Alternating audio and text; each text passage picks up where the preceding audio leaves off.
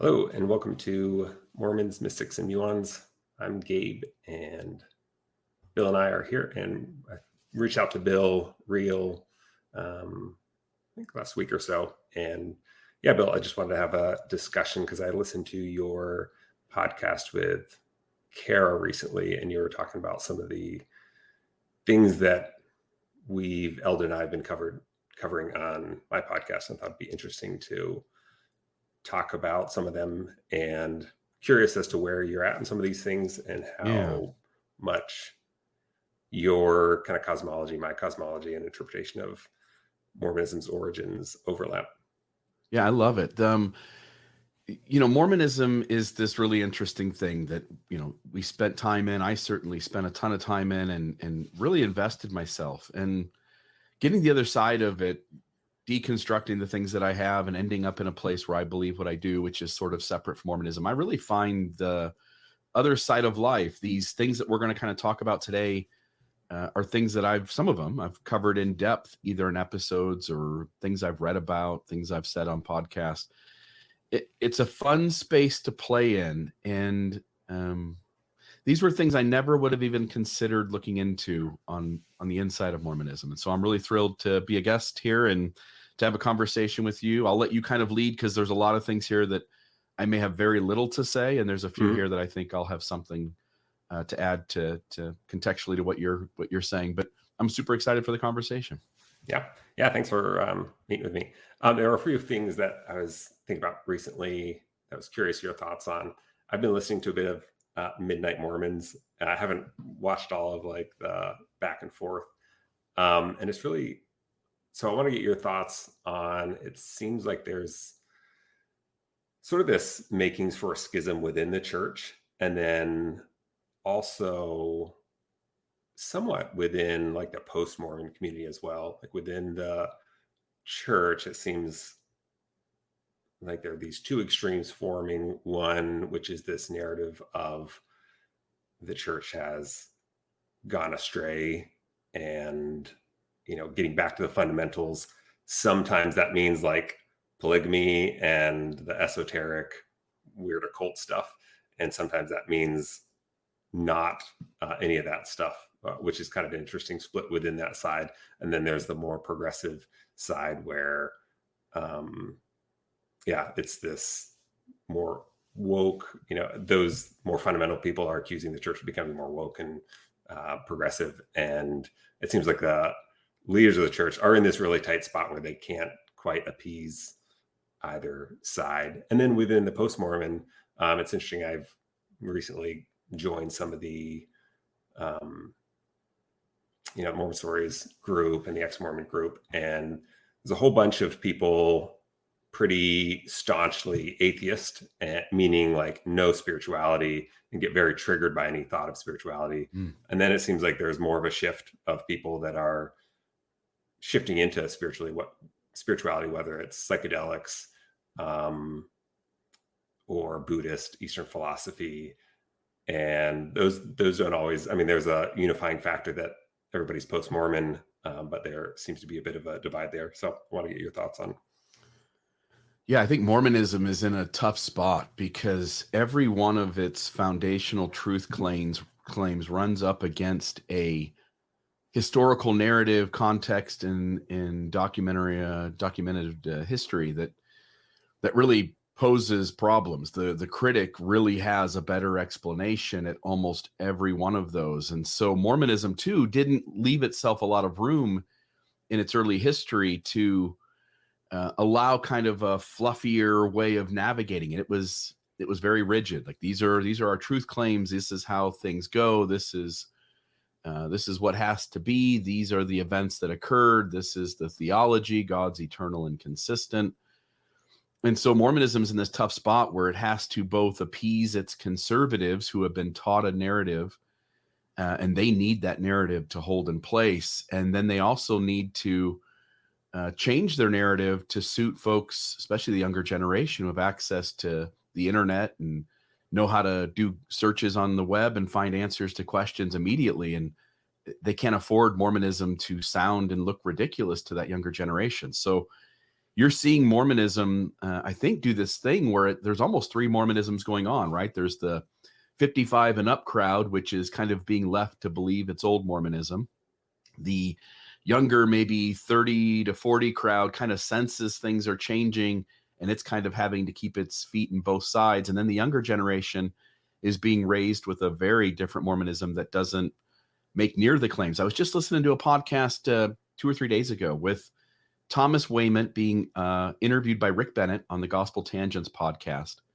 And Thomas Wayment had created his own Bible translation, and he's selling it as a Bible translation friendly to Latter-day Saints. And he goes on the podcast with Rick Bennett, and he is just running the King James Version into the ground. Well, I don't know about you. I don't know. You're a little younger than me, I think. I'm 44 years old. I was raised in Mormonism. I joined at 17, but my young adulthood, raised in a Mormonism that said the King James Version is the very best of all. It's the one that all English users should be using. It's the closest thing we have to, and you know why they do it? Because all of the mistakes and things they made tie into the King James Bible, and so it gives them a little more ability to kind of not have to deal with it. But every issue, whether it's the King James Version, whether it's the Book of Abraham, Book of Moses, and so it's going to be interesting to watch. I know it's a long answer, but it's going to be interesting to watch Mormonism over the next 20, 30, 40 years, because it has to decide what it wants to be. It either has to go back to sort of its rigidity, which it doesn't seem to indicate that that's what it's going to do, but go back to its rigidity and just let a few members stay around, or it becomes really liberal to some degree because it has to let go of all these truth claims. And I think then it still ends up with not too many people around, but at least it's got a good cash flow. Mm-hmm. And it's been interesting to see, like, I think there are a lot of, and as I've gotten into spirituality post-Mormonism, there are a lot of underlying kind of principles of Mormonism that I've recontextualized and see, I think, where he was going.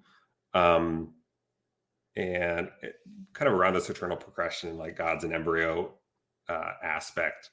And it's interesting because I think that the most salient and interesting and meaningful aspects of Mormonism, eternal marriage, divine potential, all of those come from Joseph Smith's very weird, esoteric, original doctrines. And nothing's really been added on since then. And the things that Brigham Young tried to add on and, spin off Adam God and blood atonement, all those things, polygamy, expansion of polygamy, all of those, they've walked back. And so they're still holding on to like as much, what makes them unique are those things from early Mormonism, but they've moved so far away from like the folk magic, mystical core of it that, they're trying to straddle both sides of something that I think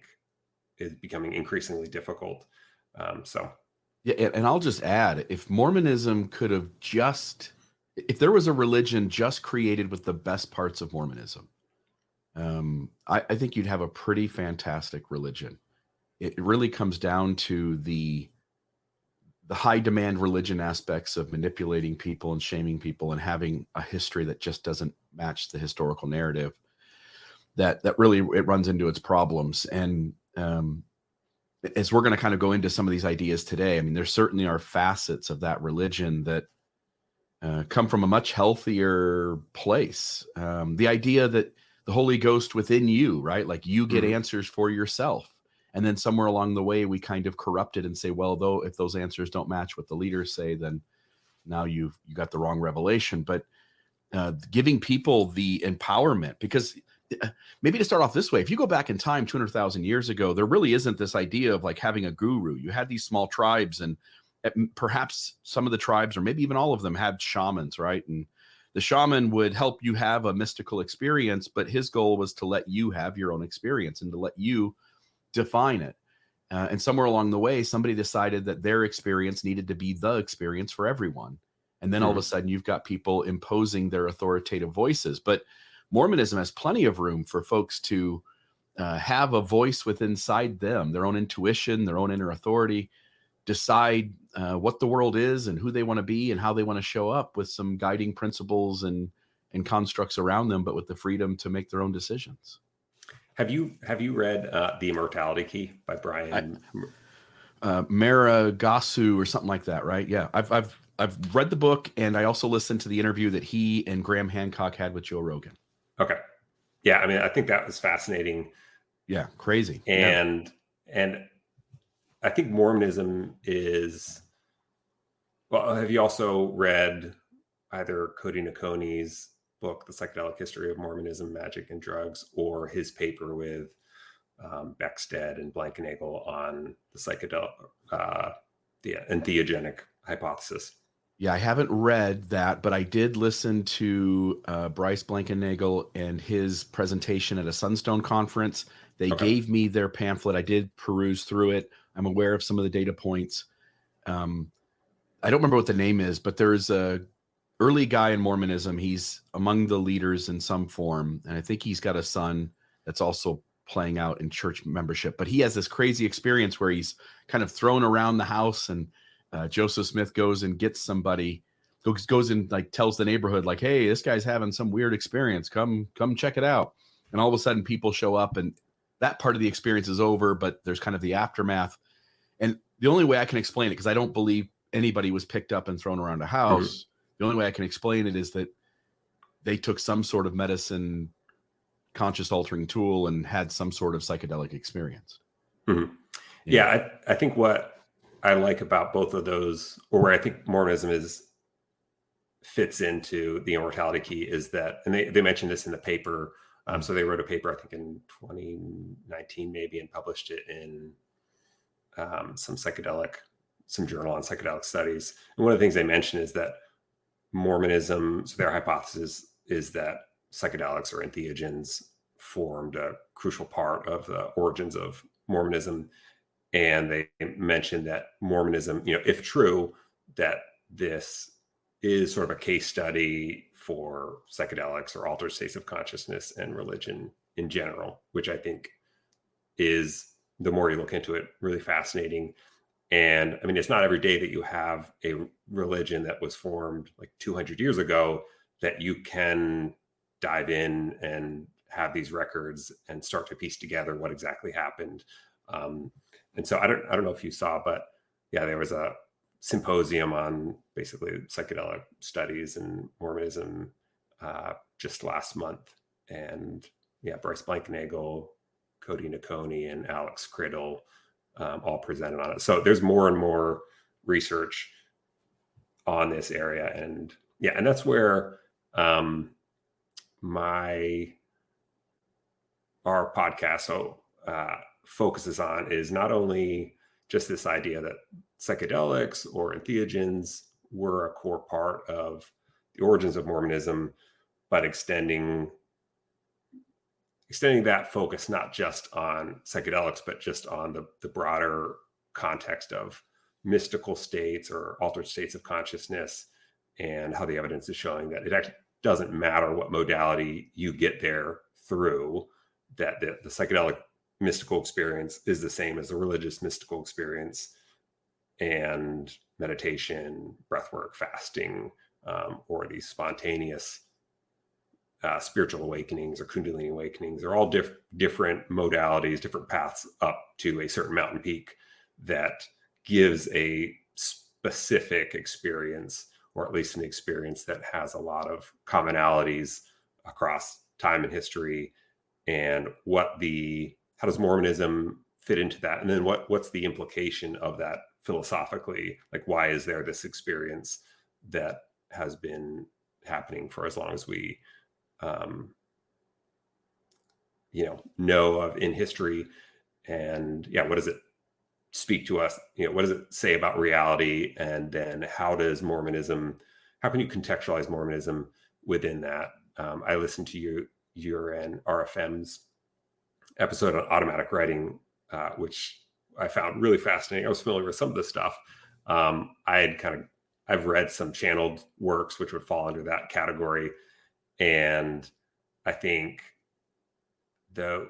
this broader view of reality, and specifically idealism, or the idea that the universe is mental, like the substrate of the universe is consciousness rather than matter, and that we're all part of this consciousness, has the key to explaining those things. Because you guys took it really far, and I really like your approach where you said, like, hey, we can't explain this, but we can at least say that the Book of Mormon is not unique in the sense that all these other works have similarly inexplicable attributes that meet a lot of these same claims as the Book of Mormon, but have conflicting truth claims.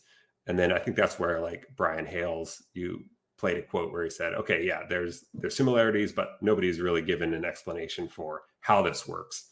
And I think that's if you look into philosophy and the philosophical implications of quantum physics and Carl Jung's idea of like universal unconscious, yeah, there actually are explanations. And as weird as it sounds, if you kind of suspend your disbelief and are open to questioning everything, you can come out on the other side with some real answers that make more sense than what we've done so far. Yeah. So not only are there other examples of automatic writing that would be in the same neighborhood as the Book of Mormon, they're actually better. They're longer. They're more coherent. They're better language. It's whoever the author is, whether it's the person inside their head, knowingly or unknowingly, or whether it's some outside force, the story being told comes off much more masterfully in other works. I'm thinking of like the Urantia text, which I downloaded on Audible and listened to a couple of hours worth, and was quite impressed with the language of it. Again, the ability to discern whether something's true or not in that realm, I have no clue. But going back to, just for a moment, the Immortality Key, just so listeners know, that book essentially posits that early Christianity was using conscious altering tools, psychedelics, and you can find echoes of evidence, kind of engravings on early Christian pottery, things that would have been part of like rituals that show it seems like somebody's mixing up things or somebody's taking some sort of substance. And then when you look at the early Mormonism, I think the mystical experiences being had, like the Kirtland Temple being on fire and people seeing things, the story I said about the guy being thrown around the room, the best explanation I have is that they were taking something that was altering their consciousness. The only flaw, and again, as you point out, the research is getting better and better with Blankenagel and those guys, but we don't really have strong enough evidence to show that these early members were actually taking this stuff. But it does seem like, hey, it's in the area. We know Joseph Smith and is out, practicing alchemy and working with Lumen Walters and all of the early treasure diggers. And there's all this stuff going on that would be easily explained by conscious altering tools, other than we just don't have this strong, nail in the coffin of them actually taking it. But it's a fun space to play in. And as we're having this conversation today and talking about the various things, we've started to hint at some of them. I'm on the fence about a lot of this, but I think it's interesting to talk about. And I think some of this will turn out to be more true than we give it credit for. And I think some of it will turn out to be sort of pseudoscience. And I'm just intrigued to kind of have the conversation and hope folks that will at least open up their mind and join with us as we kind of dive into this territory. Yeah. So maybe I agree. There's not, I've read Cody Ducote's book. I've read the paper by Beckstead, Blankenagel, and Nakoni, and I think Winkleman. And I think a lot of the evidence is circumstantial, but I think there's a few things that, even without specific, hard evidence, that it becomes increasingly difficult to explain it another way. So I'm going to read. So I wrote a fairly long piece, kind of integrating all these topics. And it's episode 2 of our podcast. I've got a Substack for it, where it's just got that piece so far. But I'll read a part where I think is kind of the biggest connection or evidence for it, and then we can kind of circle back. But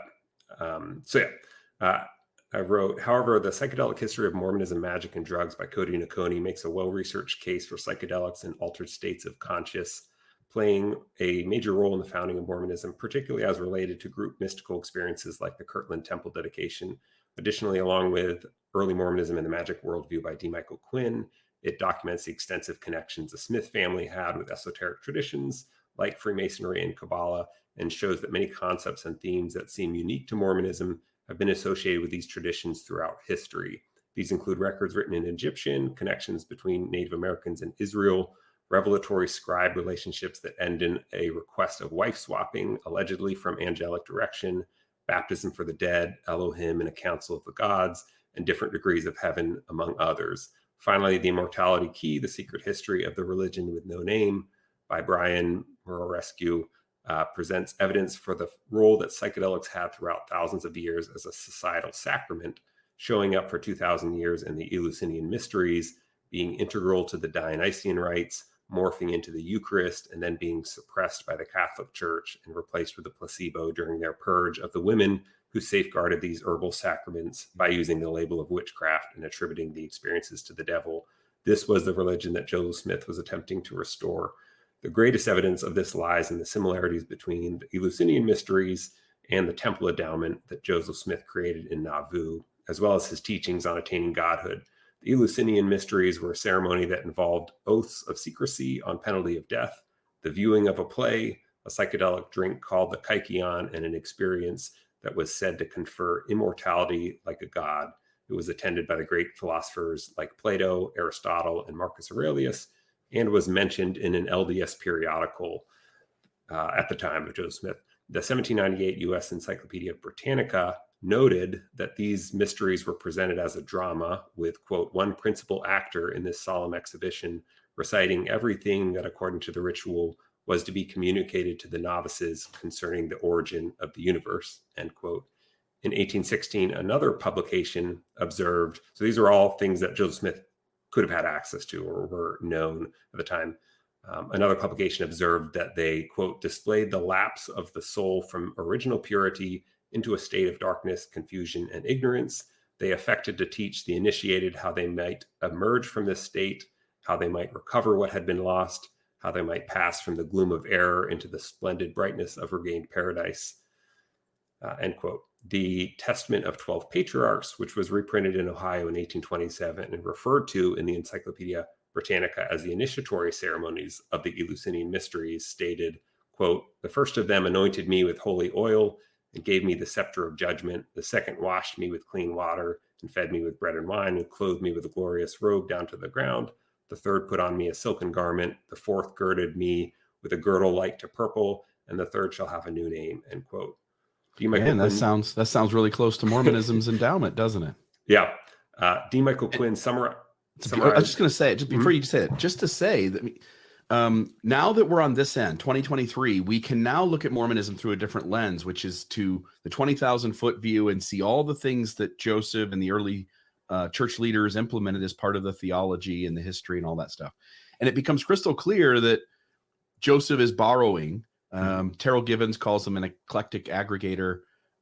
He uses the word bricolage in terms of how Joseph put all this together, to recognize that, and as you continue on, that there are tons of sources contemporary to Joseph Smith by which he gets his theology, three kingdoms, word of wisdom, the things you're just mentioning here in terms of the endowment, using certain things from Masonry to kind of place that endowment in kind of a code of secrecy, plural marriage. There's this idea that maybe they took from some of those ideas from the Cochranites.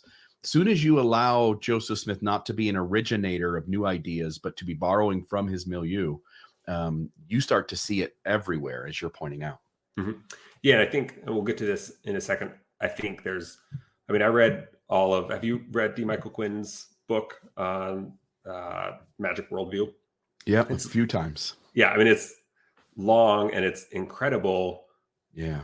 But it's also very fascinating that it has no the whole aspect of the fact that folk magic, occultism, esoteric traditions center around altered states of consciousness and psychedelics is missing from it. So, I mean, as powerful as it is, there's a whole other side of the story that he kind of had a blind spot to. And I think that's where research is going now. I don't know if you know who Alex Criddle is, but he's, you know, professional Mormon historian and psychedelic researcher, and very familiar with occultism and folk magic. And so that's what's exciting, I think, about research, Mormon research, is it's now integration. I mean, I think Joseph Smith, I mean, he integrated a lot of different esoteric traditions, which the commonality between all of those are this exploration of consciousness. And that's the reason I would say why Kabbalah and Gnosticism and Rosicrucianism and Freemasonry all have so many common aspects, is because they didn't have to come from another place in time and space. I mean, there's a mystical experience where you can have, and gives these fundamental truths regardless of what culture you're in. So I think he borrowed a lot of that stuff. But then I think there's pretty good evidence with the Book of Mormon and just how much his theophanies overlap with this, you know, defined by research mystical state, that I think it's really hard to say that he wasn't experiencing these things. And so I think it's a combination of both of those, borrowing and adaptation, and also experiencing his own things. And I think you see this in the fact that, I mean, Mormonism's cosmology was rapidly changing at the very end. I mean, it was 1844, right before he died, when we've got King Follett Discourse. And he's saying in that, he says, you know, I could use other sources, but you're going to say heresy if I use them. So I'll use the Bible. I mean, he's integrating all these different things, and he's talking about, you know, we just have one God of many gods. And I mean, this is part of the reason why everybody was upset, is because they signed up for a pretty traditional Christianity that the Book of Mormon presented, and then they signed up for a ride that they didn't realize where it was going. And so it's interesting to wonder where it would have gone if he could have kept going. So just one more paragraph. D. Michael Quinn summarized the connections in the following by explaining that in 1837, the Eleusinian mysteries were commented on in a publication from church headquarters. So this is before Joseph Smith died. And this is his quote: the Latter-day Saints messenger and advocate comments about the Eleusinian mysteries, which the American edition of the Encyclopedia Britannica and other sources in 1837 describe as being revealed by God from the beginning of the world and passed on to worthy initiates through washings and anointings, a new name and garment, vows of non-disclosure, lesser and greater rituals, presentation through drama, an oath of chastity, designation as prophets, priests, and kings, emphasis on attaining godhood, and a heavenly ascent past various guards to whom departed spirits must give magical passwords. And so, I mean, the connection between Mormonism and the endowment and Freemasonry is much easier to understand and latch onto. But I think the downside of that is this is a much more powerful and interesting connection, especially since the Eleusinian mysteries, which were these rites that went on for 2,000 years, are very, very likely involving psychedelics. And there's this drink, and they find ergot, which is psychedelic, in these chalices. And additionally, in the do you know much about the Ziontic Brethren in Ephrata? I've heard of them, but no, I don't know much about them. So in Ephrata, there was an Ephrata cloister. In the 1700s, there was a group of people within this cloister, and these were, I think, largely Rosicrucians, which is another, again, esoteric or kind of hidden occult form of Christianity.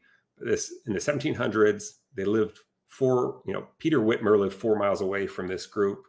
And this smaller order within the Ephrata cloister were called the Ziontic Brethren. And they had basically a temple that they made that they called Zion. They claimed the priesthood of Melchizedek. They had an initiation that they fasted for 40 days, and they drank an elixir called that they claimed was the materia prima, that was the elixir that God gave man to make them immortal. And so they were doing psychedelics. They had kind of this initiation endowment ceremony in the 1700s. They were also doing baptisms for the dead.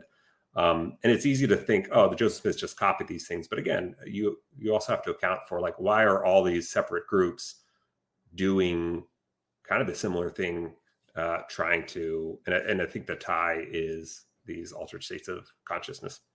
Yeah, I think it's interesting that apologists want to come in and try to make connections to, like, look, he got it right.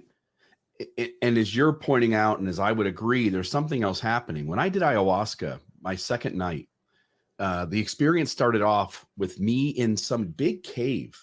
And in the cave were these life forms, and there was two of them, and they had 2 legs and 2 arms, but they were tall, and they weren't human, and they weren't even their color, and they weren't human at all. And I couldn't get their attention. They were ignoring me. And again, I don't know if it's real or not. My hunch is, my brain tells me that as a skeptic, that's not real. My brain created the entire thing. And there were aspects of that night from after that moment where I exit the cave and now I go off into other places in my head where I learned ideas that weren't in my head to begin with. I learned new thoughts. Things were given to me, because often we are building upon the ideas that someone else gave us. Someone else teaches us in a classroom and we have a new concept in our head, but it really wasn't new. Someone else put it there. Mm-hmm. But there are moments in our human life where new ideas come into our head, and they're at these unique times. There's kind of these kinds of circumstances where these things sort of happen. And conscious altering tools have been one of those where I've been able to access something that wasn't there to begin with. I find it interesting that whether we're talking Mormonism, whether we're talking early Christianity, whether we're talking these other traditions, that, you know, if somebody is swimming, for instance, if we take the early Christians, if somebody is swimming in this idea of Christ as the Messiah and he's risen, and you take some sort of, you participate in some sort of ritual, you take some sort of conscious altering tool, inevitably some of those people are going to see the risen Christ. Mm-hmm. In the same way that I saw 2 alien life forms in a cave. When you go on these kinds of journeys inside your head by altering your consciousness to the degree that you're taking a hero dose of something, you're going to see things and experience things that don't make sense to your reality. And whatever your traumas are, whatever your concerns are about what's going on in your life at the moment, whatever loss you've experienced around certain people you love, inevitably those experiences, I was always told the medicine is the teacher. Those experiences are going to connect you with whatever it is that's going on in the subconscious that needs addressed. And hence, why wouldn't early Christians devoted to the Christ not experience the risen Christ when they alter their consciousness? Mm-hmm. That makes me think of Michael Pollan's How to Change Your Mind. Beautiful book. The book and the Netflix series. Even better. And yeah, there's the Catholic who, you know, elderly Catholic lady who did it for cancer, and the Virgin Mary came to her. And I saw a post over on the Mormon subreddit, which is not a faithful subreddit, but right. Somebody was like puzzling over the fact that, like, all the Catholics see the Virgin Mary and the Buddhists see this, you know, Buddha, and Christians see this. And Mormons see the 3 Nephites all the time. Yeah. And I didn't necessarily plan on going in this direction, but are you familiar at all with this term concept, high strangeness? Mm-mm. So it's just this, I don't know much about it, but it's the phenomenon of alien abductions, Loch Ness Monster, Sasquatch, whatever. And I've always dismissed all of that stuff. But as I have explored listening to Lex Friedman and Sam Harris and these neuroscientists and psychologists talk about how we construct, how our consciousness, how we construct a reality. There's cubism, which is this interpretation of quantum mechanics based on Bayesian inferences, Bayesian statistics, which I don't know much about, but essentially this idea is that we think that we're looking at a tree across the field from us, that we're seeing something out there. But really, if you break it down and explore consciousness, you realize you're actually just experiencing your interpretation of electrical signals that have resulted from light hitting your retina. And you're experiencing, I mean, you construct a reality. You have this VR headset. A snake's going to interpret it a completely different way. And the way we experience reality is, I was listening to a recent, I forget who Sam Harris was interviewing, but it's basically saying the way we construct reality is we experience sensory input, and then using Bayesian statistics, essentially, it's a product of how likely our experience has been that this set of input matches, a tree, and then how likely we think it is in our experience that we've encountered trees. And then that product of that kind of allows your brain to set up, okay, this must be what I'm seeing. It's basically creating the experience in a quick and dirty way, rather than rendering, it's not like you're actually seeing an objective reality. Yeah. You're throwing up a reality, and then your brain does this error checking. And then if the input changes and your brain's like, okay, that really doesn't match. And so it's been interesting to read some papers and theories on, alien abductions, Loch Ness, Sasquatch, and realizing, these all fall within this broader category of phenomenon where, for whatever reason, and it's often not psychedelics, we're experiencing some sort of input, some experience of consciousness that doesn't match what we've ever experienced before in our life. And I think this, applies to these mystical experiences. And our brain doesn't have anything to match it to, really. And so it uses the best that it can, and it uses these archetypes or these beliefs. And that's the tricky aspect of these altered states of consciousness, is that depending on how much your brain is still holding on to its constructs, it's going to come within that language that and if you don't have an awareness of how these things work and that other people experience them, and depending on your predispositions, your traumas, your mental, psychological state, you can go down these very psychopathological routes and interpretations of it, where you think you're God, you think you're a prophet. I mean, I think you look at Lori Vallow and Chad Daybell, I followed that a bit, and I realized, like, oh my gosh, these people, I believe they were experiencing what they said they were experiencing. And I doesn't seem like psychedelics were involved. I mean, some people, depending on their early experiences in life, or their experiences in life, are more predisposed to these altered states of consciousness, even without any exogenous substances. And then if they don't have somebody to help facilitate and guide and integrate the experience, or carry them through it, they come to these conclusions. And then when it's challenged, they kind of have to double down on, well, I've got these two opportunities. I can believe that I'm way off base and I did these horrible things, or I can double down on this idea that, like, I've received the second comforter and I'm this enlightened being. And so it's been interesting to, again, view these things in a broader context. And I think that's where I struggle with the traditional anti-Mormon or CES letter response, which is more just like, this is all fake, it's all fraud, it's all made up.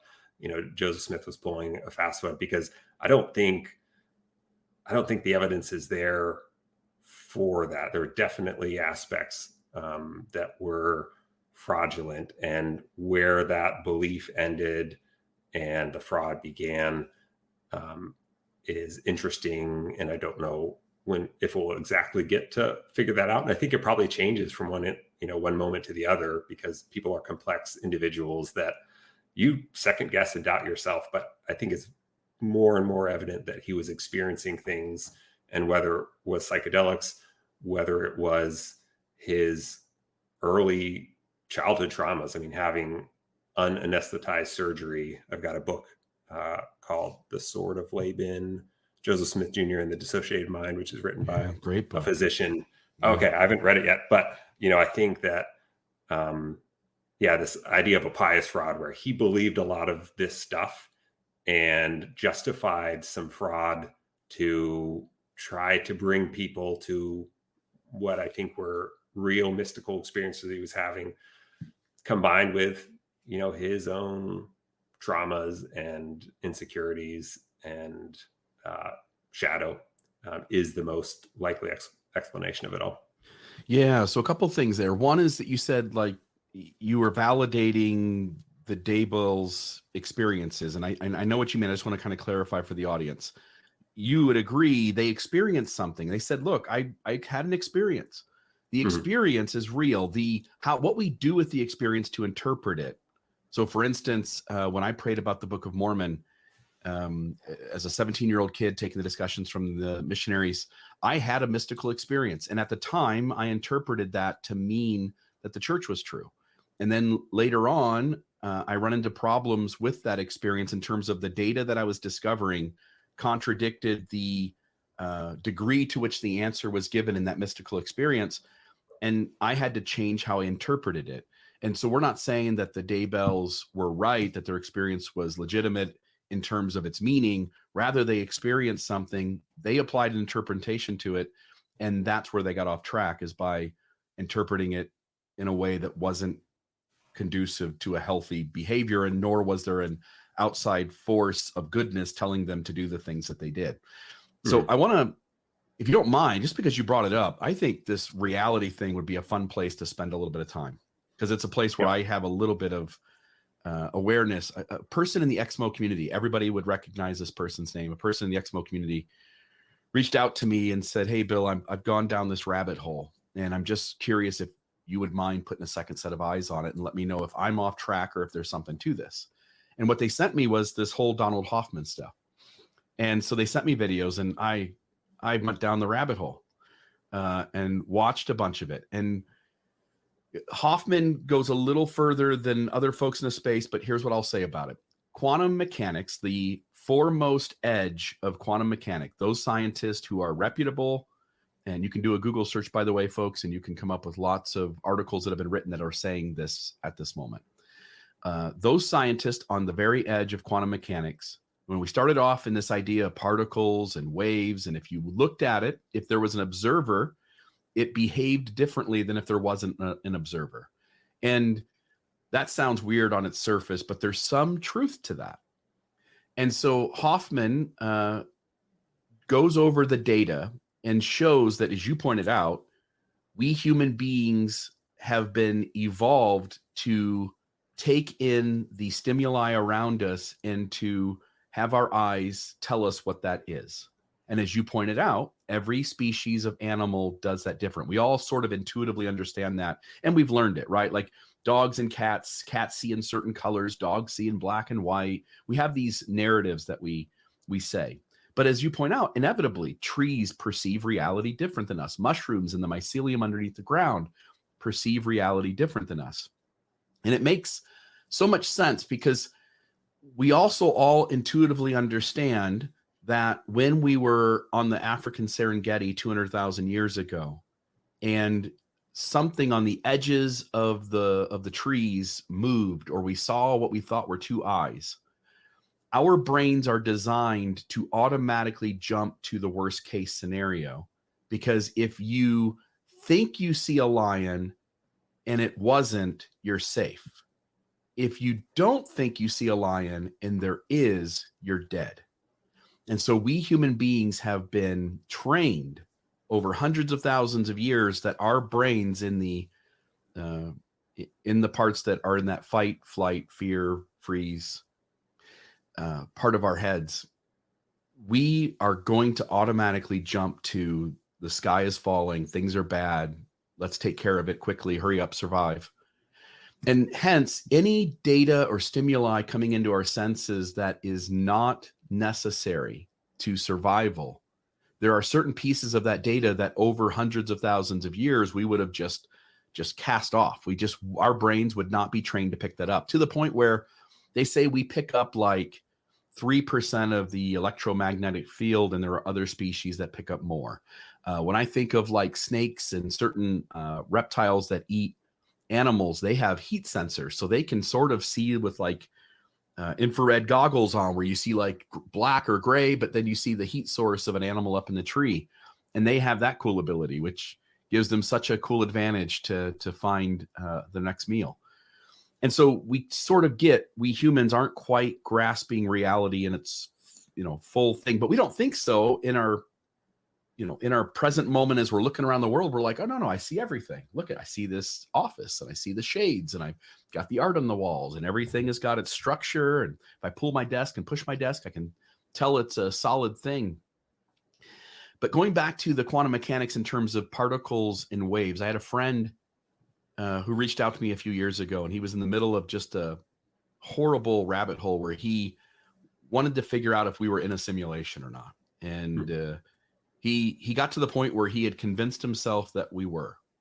And he reaches out to me and goes, Bill, I'm going crazy. I don't know what to do. I think we're in a simulation. And I told my friend, I said, whether we're in a simulation or not, what are you going to do today? Mm-hmm. And he said, I'm just going to do whatever I was going to do anyway. Like I said, well, then perfect. Don't stress over it. Whether you're in a simulation or not, it doesn't matter. But I'll say this about simulations. If we're in a simulation, they've argued that to save on the CPU usage, right?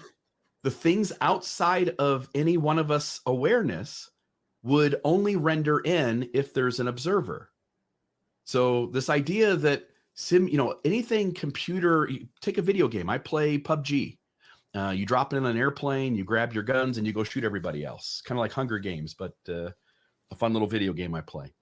And only when I get closer to things do things start to render in, because that saves a ton of CPU usage rather than having to have everything always be there all the time.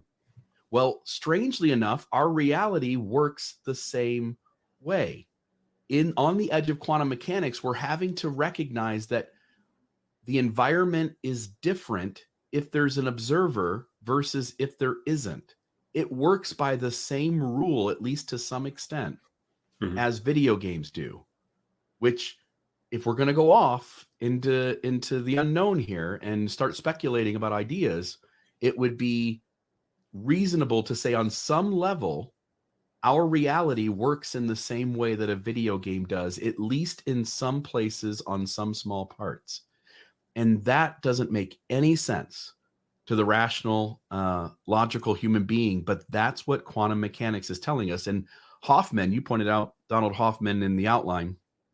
Hoffman makes the argument that time and space are not fundamental, that consciousness seems to have come before time and space, and that this reality is only understood through our eyes, which act, as you pointed out earlier, as a VR headset. And if you sit with that idea long enough and play with it, you realize that there may be a completely different world out there than what we wake up to every day and think is in front of our eyes. Yeah, I want to, before we get to that, I think Sorry. No, I think that's good to kind of lay the framework for some of this, because we're so involved in the experience that we often don't take a look back. And I think this, meditation, non-duality, it is helpful to kind of throw out everything that you thought you knew. It's as though we've been, standing a foot away from a big screen TV our whole life, looking at the content, whatever show is watching, and we're so engrossed in it. And then somebody asks us to take a few feet back and see that it's on a screen. And it's not that what we've been seeing isn't real. It's just, it's a different kind of real than we thought. And it's not that now we just focus on the fact that it's a screen and now whatever's on the screen is meaningless. It's just contextualizing what we've been experiencing in a more meta way. Real quick, I think there's a Hermetic principle, Hermetic law. Hermeticism is one of these esoteric traditions. The law of correspondence, as above, so below, just this basic idea that the universe is essentially a fractal, and we can understand different aspects of the universe by seeing principles that play out. And Benoit Mandelbrot, who did a lot of work in fractals, says that a fractal is a way of seeing infinity. So we've been traditionally used to understanding reality, like we're trying to understand this big picture of reality, and we've been copying it pixel by pixel. But eventually we try to zoom in and we see that it doesn't look like what we thought. Instead of viewing it that way, we need to realize that, our words, our language, we're thinking and talking and discussing in made up constructs, these things that we've made up. We experience an apple and we've decided that we're all going to call it an apple. And in no way does that encapsulate the whole experience of an apple. But, that's our quick and dirty way. And it's kind of humorous to think about this idea of God, this ineffable, all-powerful, all-seeing thing. And you hear people arguing about whether there's a God or not. I mean, we're assuming that those three letters that the one person uses are interpreted the same way as the other, or that we could even define something ineffable within something that we've made. So this idea of myths and constructs, Alan Watts says, a myth is an image in terms of which we try to make sense of the world. We traditionally think of myths as like not true. But he's saying, these are just approximations, ways that we're trying to understand something that ultimately cannot be described in language, but we're creating some model that help us understand it. He also says, idolatry is not the use of images, but confusing them with what they represent. And in this respect, mental images and lofty abstractions can be more insidious than bronze idols. And so, this law, 10 commandment of not making false idols, the very idea that we can understand the God, the universe, whatever, he's saying is an idol, and a more insidious idol, because you can tear down physical idols, but this concept. And I think one way of interpreting reality is this idea of photogrammetry, which is taking all these two-dimensional photos and stitching it together to create a three-dimensional object. So, there's something that's at a higher level than we can understand in our normal consciousness. And by going around this three-dimensional object, you can only take photos. Every photo is valid. It is a reflection of this thing, but it's a simplification.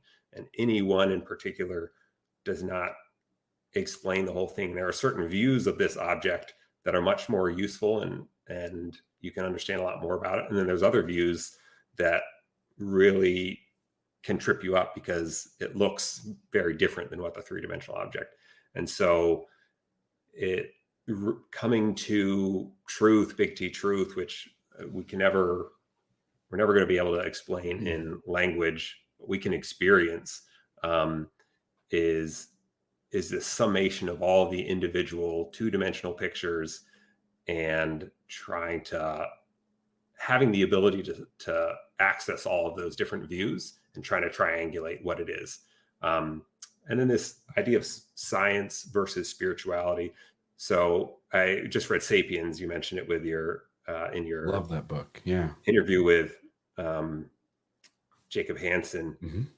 And I thought it was really good, but I think it also has a lot of blind spots in the fact that it describes all of humanity and doesn't really incorporate psychedelics at all. And so, which, rather than religion just being a myth, he kind of presents it as a myth that we've used that is useful to organize reality.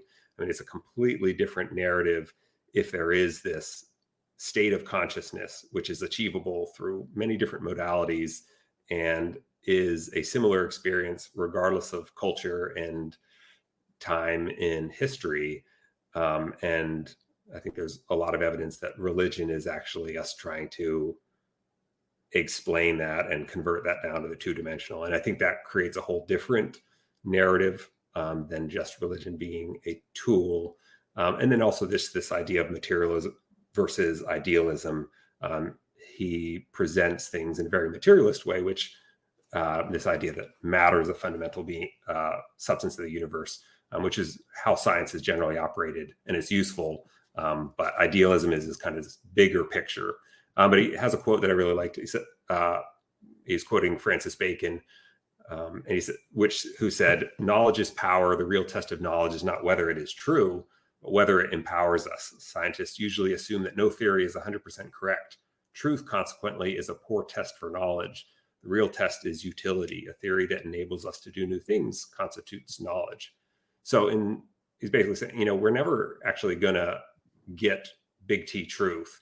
And science doesn't claim to do that. If the theories, the laws of science, it's basically saying, like, this isn't true. This is just a pretty good framework for interpreting and predicting what we see. Like Newtonian physics isn't true in the sense that it's some fundamental law. It's just an approximation of how to predict where large masses, how they operate. And then once we pushed that to the limits and found that it broke down, it's not that we disproved Newton. It's just we realized that was an algorithm that worked within a certain framework. And then there is actually a meta algorithm that both explains that and also needs to be used at the edges. Whereas religion has had the unfortunate characteristic that it often claims divine authority. So, like, no, this is truth, and it's been very inflexible.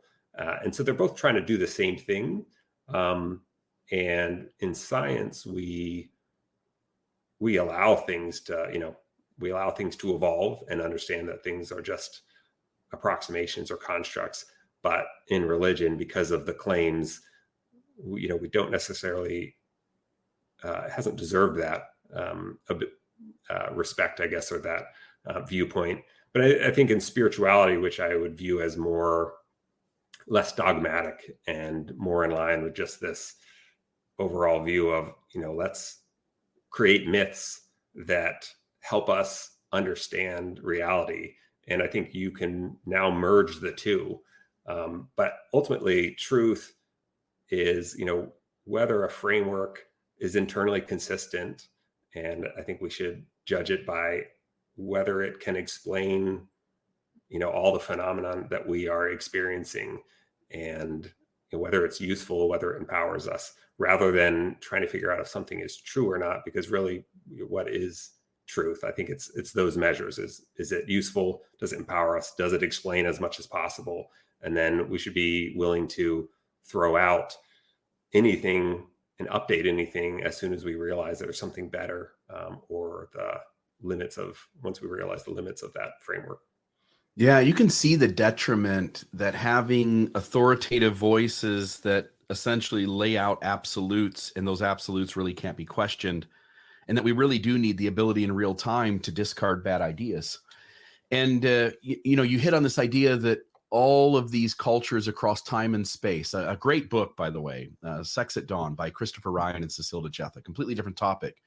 But one of the things that's interesting about the book is that, you grow up in the Western world, in the United States of America, and you have a certain perception of marriage relationships and a certain perception of sexuality. And what the book tells you is, if we go back in time, it has been done a million different ways. And not only that, if we go across the breadth and space of the modern moment across cultures, it's been done 1,000 different ways. And going back to the medicine tools, again, go back to these ancient cultures. It doesn't matter what religion. It doesn't matter if we're talking the Vikings. It doesn't matter if we're talking the Hindus or the Islamic faith or the Christians. Every tradition, the Native American tribes of America, various folks in the rainforest that didn't have much interaction with the rest of the world, even as the modern world developed, they all had traditions of shamans or medicine men, rituals that had them taking a substance or smoking something in some way and having this transformational experience, sending someone out on their journey. And we ought to not diminish that, because as you're pointing out, religion is kind of one way of doing it, but religion is this vehicle that in its healthiest forms is trying to encourage people to have a spiritual experience. And religion often corrupts that. It kind of puts a name and a label and a definition on it and wants to hold to it rather than encourage people to do their own thing. You also talked about the Francis Bacon quote. It reminds me of when I did ayahuasca the very first night. There is a shaman. He's got 2 helpers with him. They set up a table. They have perfumes and smokes, and he's blowing tobacco out into the room. And he's got all this ritual that he's doing. And it was so cool. I mean, all of us are sitting here watching this for the first time, and we'd all deconstructed this religion we came from, and we were looking at it with a little bit of distrust and a little bit of awe. And I raised my hand, and before we took the medicine or anything, he's just kind of getting everything ready. In a few more minutes, we're going to take the medicine. We're going to blast off. And he's got all this set up. And I raised my hand, and he goes, "Yep, what can I do for you?" I said, I gotta ask, what is all this? Tell me the meaning of this. And his answer was, "I don't know. You figure it out." And it was hilarious to me because I knew what he was doing. He had set the stage so that all of us inside our heads would realize we had entered sacred space, that we were about to go on a journey. But that was the only reason. It doesn't have any real meaning. And as you point out, this is all about the meaning we put on things. I could pull $1 out of my pocket and we go, "Oh, that's money." Well, no, it's actually a shaving of a tree, and the tree itself is a myth, right? Like, it's just this piece of molecules that grew up out of the ground, and ground's a myth, and you can do it forever and ever. It's all made up. And so this idea of what meaning we can make of things and how that meaning helps us to not feel chaotic inside and to feel like our life has some sort of purpose and to move in some sort of direction with purpose. You got to understand at the base level what myths are doing for us. And you also need to understand at the base level that all of it is made up. Everything is myth. And I think and you can extend that to infinity. And that's this idea. And there's another criticism I had of Sapiens is, like, he talked about like objective reality and then like a subjective or intersubjective reality, as though there's like a real and a fiction. And that's where exploration of consciousness, Eastern traditions, quantum physics, all are useful, because if you really explore the experience that you're having, what you're seeing, feeling, etc., you realize that, or you zoom in enough on matter, you realize like it is also a myth. It's not that it's not real, but we think we're touching something, and we think that is like one physical thing touching another physical thing. But when you zoom in close enough, like nothing's actually physical, solid. Nothing's actually touching. And so, yeah, I mean, it's helpful. It's a little disorienting, but it's also helpful to really deconstruct everything that you believe, and hold it somewhat loosely so that you can try to update things and try to integrate ultimately, I think, the science and spirituality. So you mentioned Donald Hoffman. Have you ever heard of Bernardo Kastrup? No. So Bernardo Kastrup is, he's done some interviews with Donald Hoffman. They have a very similar, but different, similar perspective, different approaches. And I think his is really fascinating. I guess first we should talk about idealism versus materialism. Have you thought about this much, or do you have a position aside that you are on? Yeah, so probably my weakest area in all of these kinds of conversations, and I think it showed up in my dialogue with Jacob Hansen, is I have very little. I took a philosophy class in college, but I have very little philosophy grounding, and I also have very little with the connections that philosophy has to science. And so, no, I'm not familiar of these two arenas. I can have a hunch of what the two of them are trying to get at, but I'll let you kind of explain. And if you want, I'll be happy to pick one. Yeah, and I also, it's been interesting for me because I was not familiar with any of these topics, really, philosophy, Eastern tradition, consciousness, up until like a year and a half ago. And so I'm still trying to catch up with Jacob Hansen, these other people that have really studied it. But yeah, idealism versus materialism is essentially these two philosophies that would fall under monism, or this idea that everything is of one, reality. The universe is made up of one substance, the building block. Yeah. So there is like other ideas, but monism, I think, makes the most sense to try to figure out the building block of one material And can I and just explain say, everything from that. Mhm. yeah, can I just say too, to go along with that, I mean, back up 13.8 billion years ago, and I've said this on numerous podcasts, but you back up 13 point whatever it was, and there's something that happened. We call it the Big Bang, but we don't exactly know what it was or how it happened. There's also ideas that this is only one universe, and that universes expand so far, contract, explode, a new Big Bang happens, and now we're in another one. So who knows how long this whole process has been going. But Mhm. whatever it was that happened, that creative energy, we're told, science says that whatever that spark was, it expanded from there. And again, it doesn't make any sense to me because matter is neither created nor destroyed. And how could all of this around us be from that moment? But if we take their word for it, that creative energy expanded from that moment forward into what is today an expanding universe that is in size unfathomable. You couldn't fathom a millionth of it. It's unfathomable. Mhm. That creative energy became everything.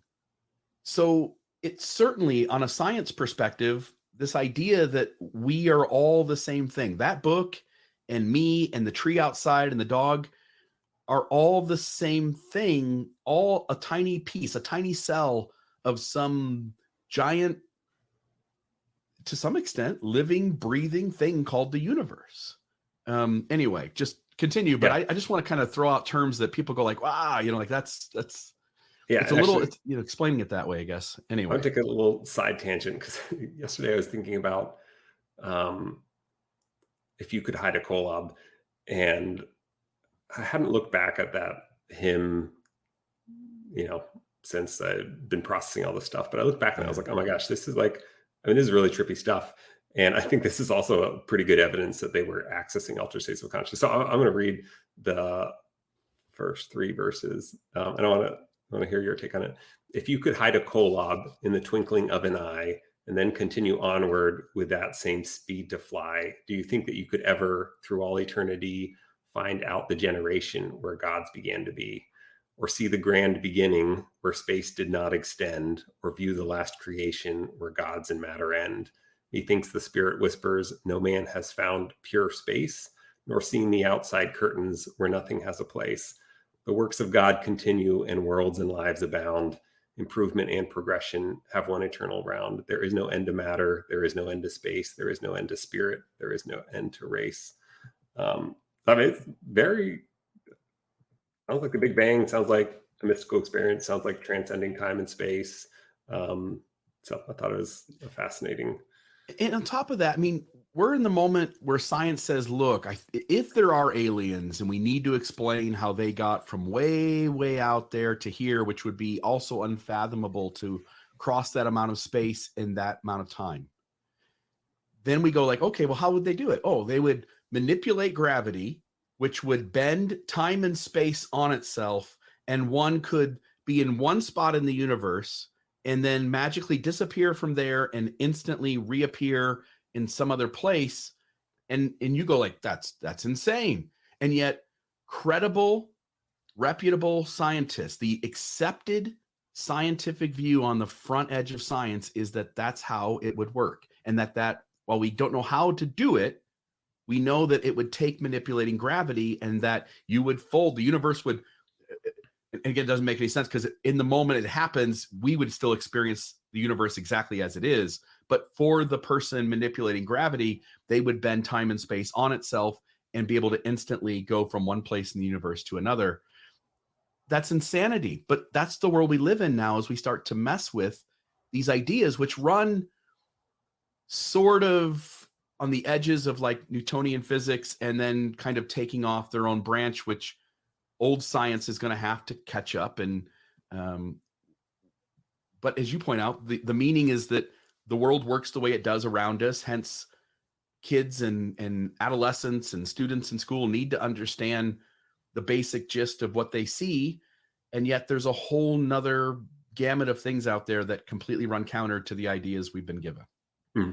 Yeah. And I think once you get into that edge where you're talking about space travel, aliens, etc., I think that's where, to understand it, you have to take the headset off or realize that there is a headset, and that actually the headset is a representation of some deeper layer of reality. And I think that's where idealism versus materialism is helpful. So idealism is the idea that consciousness is the fundamental. Everything's made of consciousness, and that matter arises from consciousness. And if you have any experience with meditation, non-duality, Buddhist or Hindu ideas, you explore this, you realize that you close your eyes and you realize that everything you're hearing, feeling, it's arising in this cloud of consciousness, and that actually all you can be sure of is that you're experiencing something, that you are experiencing consciousness, and that matter, sounds, all those are appearing on this TV screen or on this canvas of consciousness. And then you realize that other people are experiencing, or that you're experiencing everything else you've experienced. You've only experienced through this modality on this canvas of consciousness. And then I think if you follow this far enough, you realize that other people, I'm on this canvas of consciousness. I'm just like a little locus of conscious awareness. Other people are their own area of conscious awareness, all on the same canvas, and those can overlap. And that's where you start getting into this, universal consciousness, and I think the more metaphysical Jungian ideas. But yeah, matter we experience, but it's actually just a derivative of consciousness. You're touching something, you're interpreting it as matter, but it's actually just consciousness on the base level. Materialism, which is generally where science comes from or exists in, is physical matter is the building block of the universe, and everything we can slice things up, and then we can understand it if we understand the smallest part of it. But they're realizing that you just keep cutting and cutting and cutting, and then things are starting to get weird. I mean, you've got subatomic particles that their constituents weigh more than the subatomic particle itself. And so I think we're eventually being pushed into this uncomfortable realm where, and this is what Donald Hoffman talks about, he says all the physicists, all the scientists that are working as though space and time are fundamental truths, they've hit a wall. And the newer age of scientists that are okay, I'm just going to kind of abandon that, work beyond it, and seek some deeper layer of reality, they're actually continuing to make progress. So consciousness being the substance of everything, and everything coming from consciousness. So materialism, I guess I should say that materialists generally feel like everything's matter, and then consciousness somehow springs forth out of a certain conformation of matter. So if your conscious experience is because all the neurotransmitters, the molecules, et cetera, in your brain are positioned in such a way that ultimately you still have to make a leap of faith that somehow then consciousness happens, and it's messier that way. And I think the idea, because they haven't really made any progress on creating consciousness or explaining how that leap happens. And so idealism, I think it's much more elegant and it makes sense. And as weird as it sounds, it has a lot more explanatory power. And interestingly enough, all the, not all, but a lot of the fathers of quantum physics were pretty strongly in this camp of idealism, consciousness. Essentially, a good way, and we'll get into this, of viewing idealism is that we are in the universe is a mind, and we are its dream. We are different parts of this cosmic dream. And it's not that it's real, it's just it's a different reality than we are used to interpreting it. Max Planck, he said, I regard consciousness as fundamental. I regard matter as derivative from consciousness. We cannot get behind consciousness. Everything that we talk about, everything that we regard as existing, postulates consciousness. He also said, there is no matter as such. all matter originates and exists only by virtue of a force, we must assume that this force, the existence, is the existence of a conscious and intelligent mind. This mind is the matrix of all matter. So he's talking about, this idea of a universal mind. Albert Einstein says reality is merely an illusion, albeit a very persistent one. Niels Bohr, when we measure something, we are forcing an undetermined, undefined world to assume an experimental value. We are not measuring the world, we are creating it. He also said everything we call real is made up of things that cannot be regarded as real. Werner Heisenberg says the atoms or elementary particles themselves are not real. They form a world of potentialities or possibilities rather than one of things of facts. Erwin Schrödinger says quantum physics thus reveals a basic oneness of the universe. And David Bohm says deep down, the consciousness of mankind is one. There is a virtual certainty that because even in the vacuum, matter is one. If we don't see this, it's because we are blinding ourselves to it. Yeah, here's the thought. So there's something about my consciousness that allows me to think I'm separate from all of it. And part of what causes that is that I am able to get out of a bed in the morning and walk around my house and get in my car and choose where to go.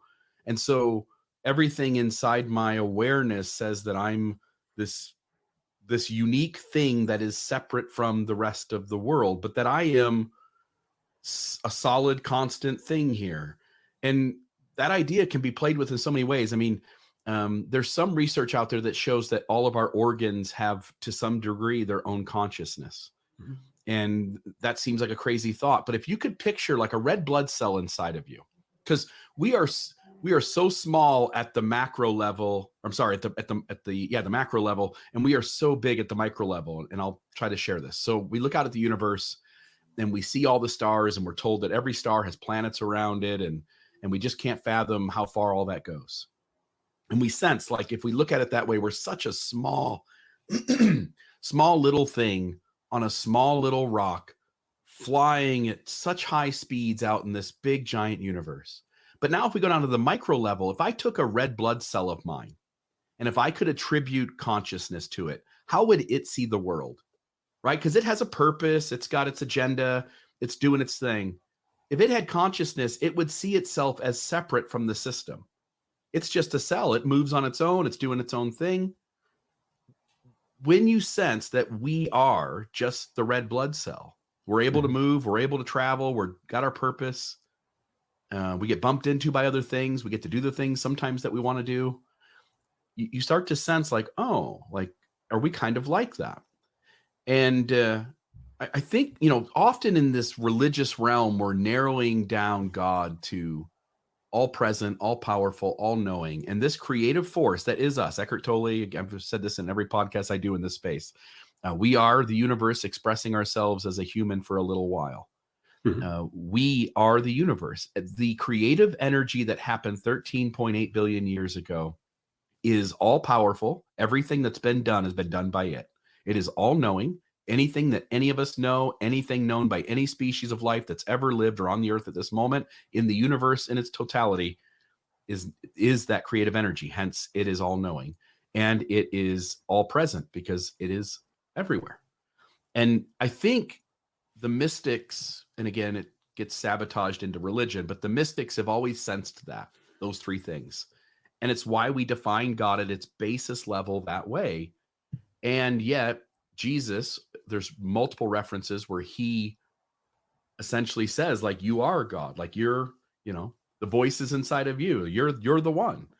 When you start to grasp the ideas underneath that the mystics within Christianity or other religious traditions are trying to grab at, you can begin to sense that, as you pointed out in the whole emphasis of this podcast, is that they're all picking up on some sort of common truth.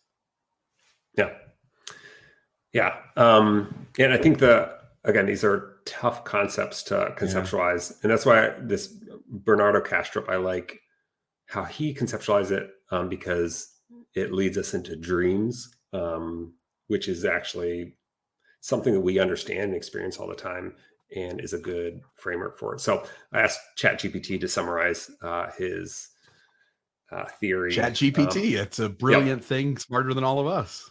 Yeah. And I guess going back to your yeah, your framework, which is exactly what Donald Hoffman talks about. He breaks everything down to like, okay, consciousness is actually um, all that exists. And he has a very simple definition for conscious agents. And it's any one conscious agent in conjunction interacting with another conscious agent meets the definition for a conscious agent combined. And that's really what, you know, we talk about consciousness, we talk about whether AI is conscious, and we miss the fact that we actually don't have a universal consensus on what consciousness is. And that's kind of important because that's all we experience. And my way of conceptualizing it is, I think it's like being in like a security control room that's got all the different screens showing the whole warehouse whatnot, and you've been zooming into one screen the whole time. And consciousness, our conscious experience, is just one perspective on a large system. And then you realize you can actually switch to, there are other screens happening, other views, and then you can also actually step out and see multiple screens at the same time. I guess another conceptualization would be like some movie where you've been, or video game where you've just been kind of trailing behind the main character the whole time, and then you've been identifying with that because that's all you've seen. But then you realize, like, oh, actually the character's in front of me, I'm not the character, I'm the camera that's viewing the character. And I can actually switch to a different camera view, I can zoom out, zoom in.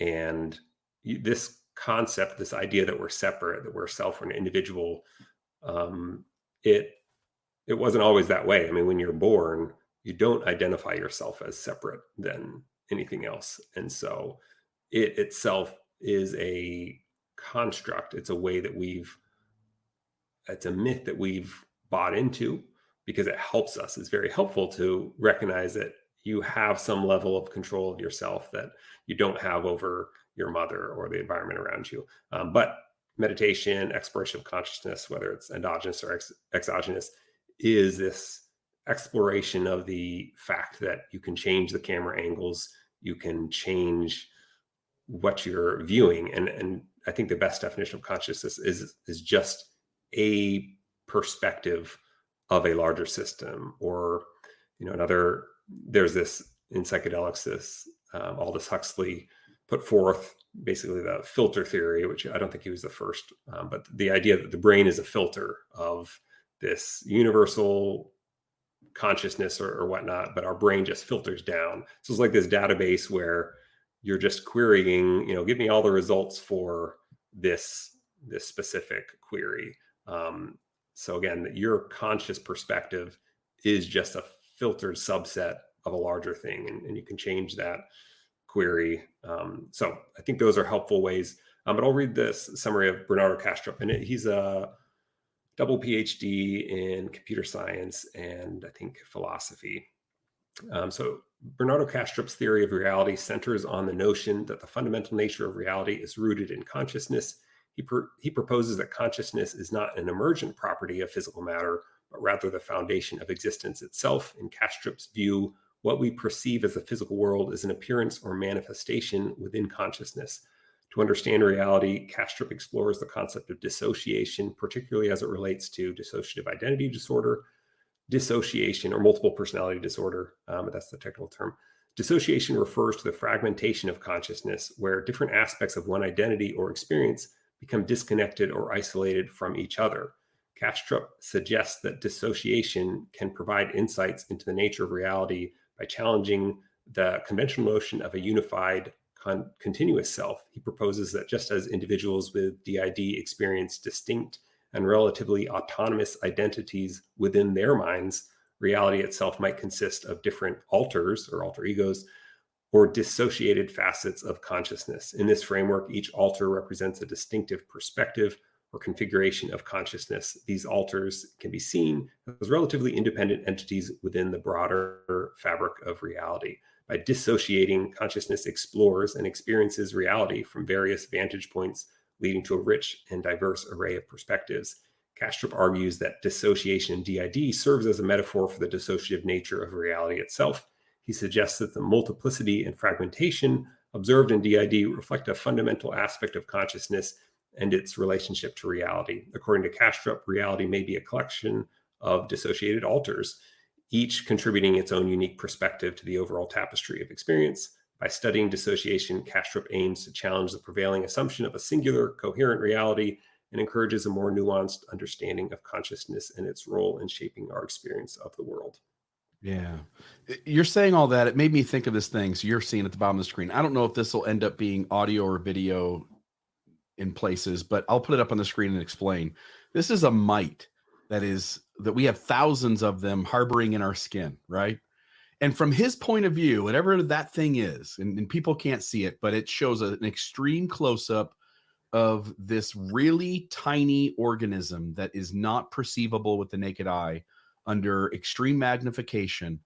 And these mites are harboring in our skin all the time. There are thousands of them all over the place. And you don't even know it. You're not aware of it because you only see the universe from, as you point out, your perspective. You don't see it at the macro level, although if you get a telescope out, you can kind of sit with the awe of how small you are.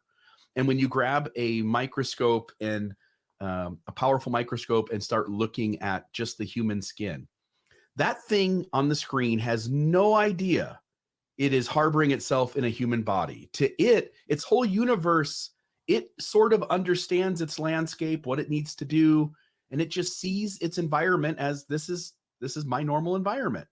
It has no clue at macro or micro levels what is going on. And what you're hitting at is maybe we ought to pause for a moment and realize we are as insignificant and practically, really, by the scope of the universe, we are almost the identical size of this thing. Does that make sense? Like we're almost the exact same size that this thing is. And our perspective of what is out there and around us is almost certainly as limited to us as the universe is to it. And when we sit with just how small we are, just how insignificant we are, and we're bickering over politics, we're bickering over, let me figure out what that is. Give me 1 second. Sorry. My 3-year-old grandson sets alarms on my iPod. And so it never has alarms until he gets to it. Sorry about that. So insignificant. And we don't even comprehend it. We just think we're such a big deal. We're arguing over politics. We're going to have war. We're going to shoot nuclear bombs. We're going to have genocide. And we're so small. And if we just sit with all the symbiotics, all the synchrony that goes on, like this might on some level is necessary for the universe to work the way it does, just as we are. Man, if we step back and look at things at a macro, micro level, we have a much stronger tendency to be aware of all of it is life on some level. And even that's a myth. And that we ought to be more considerate and aware of all the other life forms that are on this planet and maybe even the universe, but on this planet because we can have an effect here.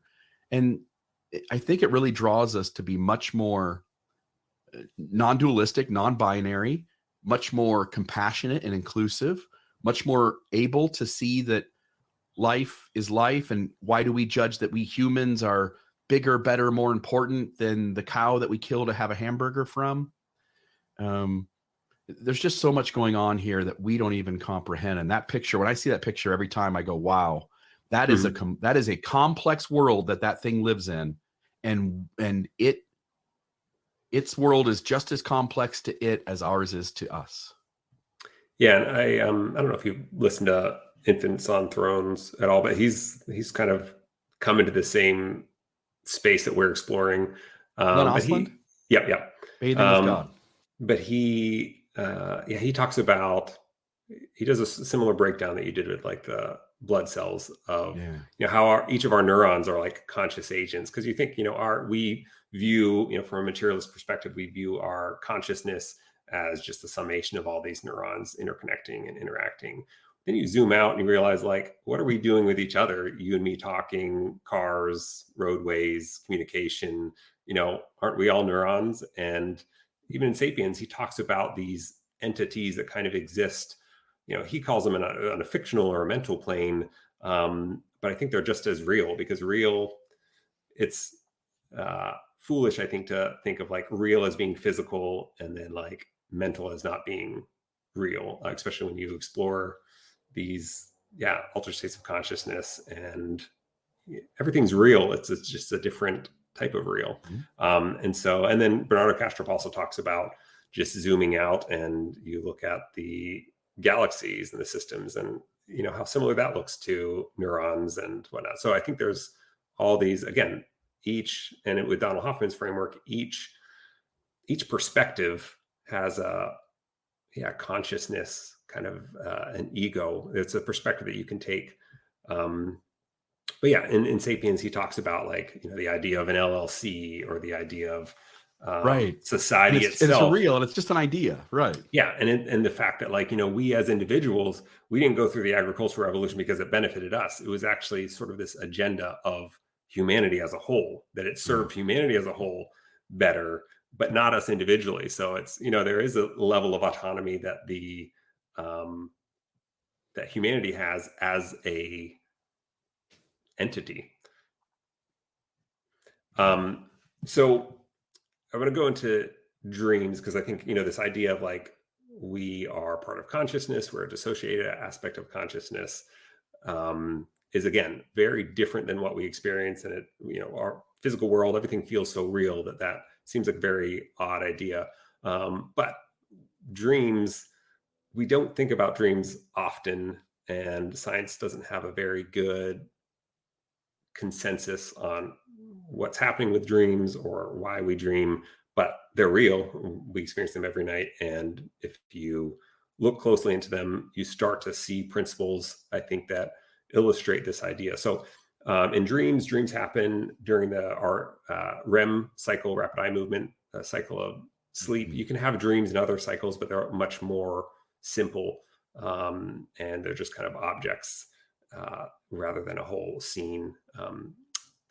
During REM sleep, your prefrontal cortex is shut down, which is your executive function, but your emotional, motor, memory, and your visual centers are all active. Some of them more 60% more active than you're awake.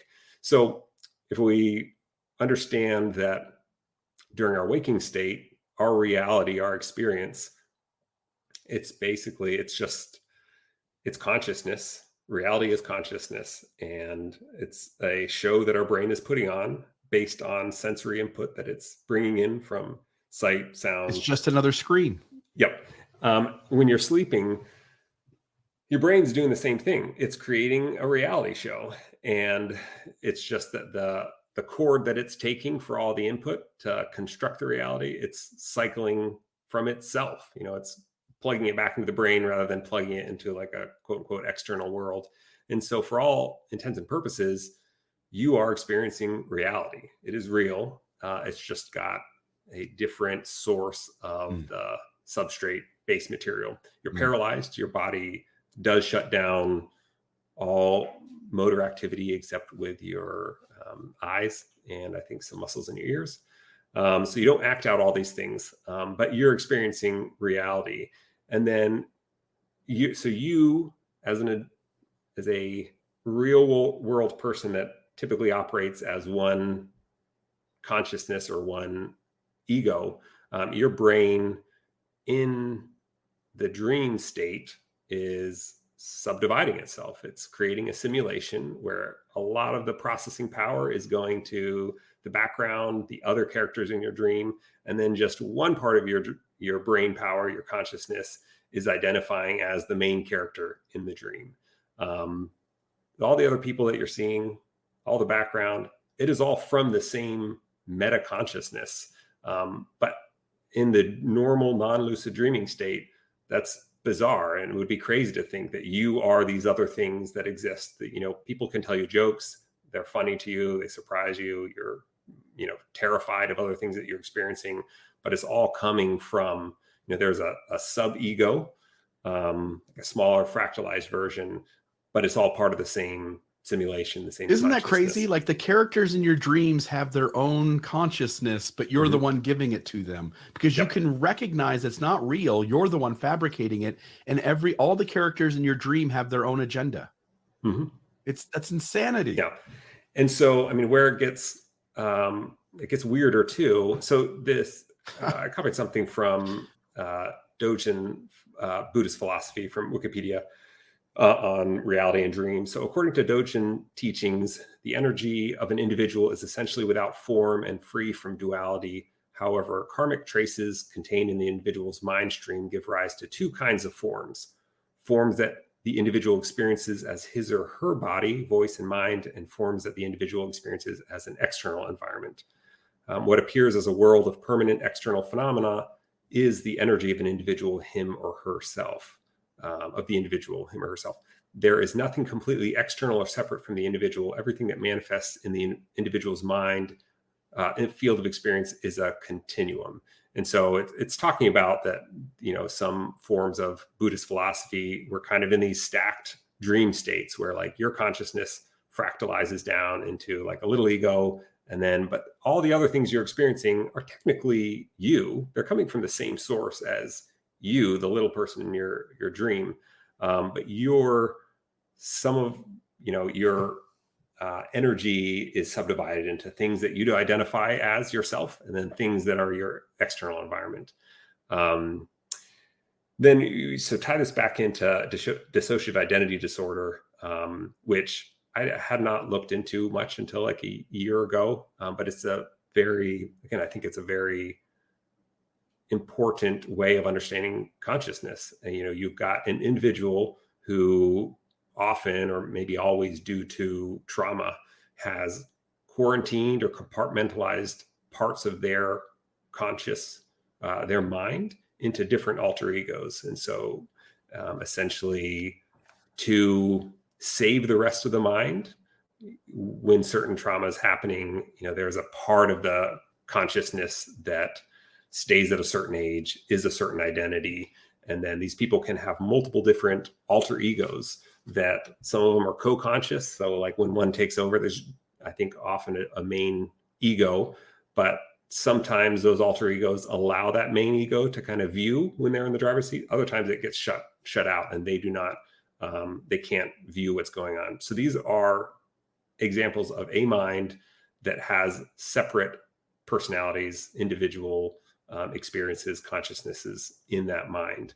And we intuitively grasp it when we think of like people who have seizures and they have I don't want to call it a lobotomy, but they essentially cut the brain in half, and that person will be able to function.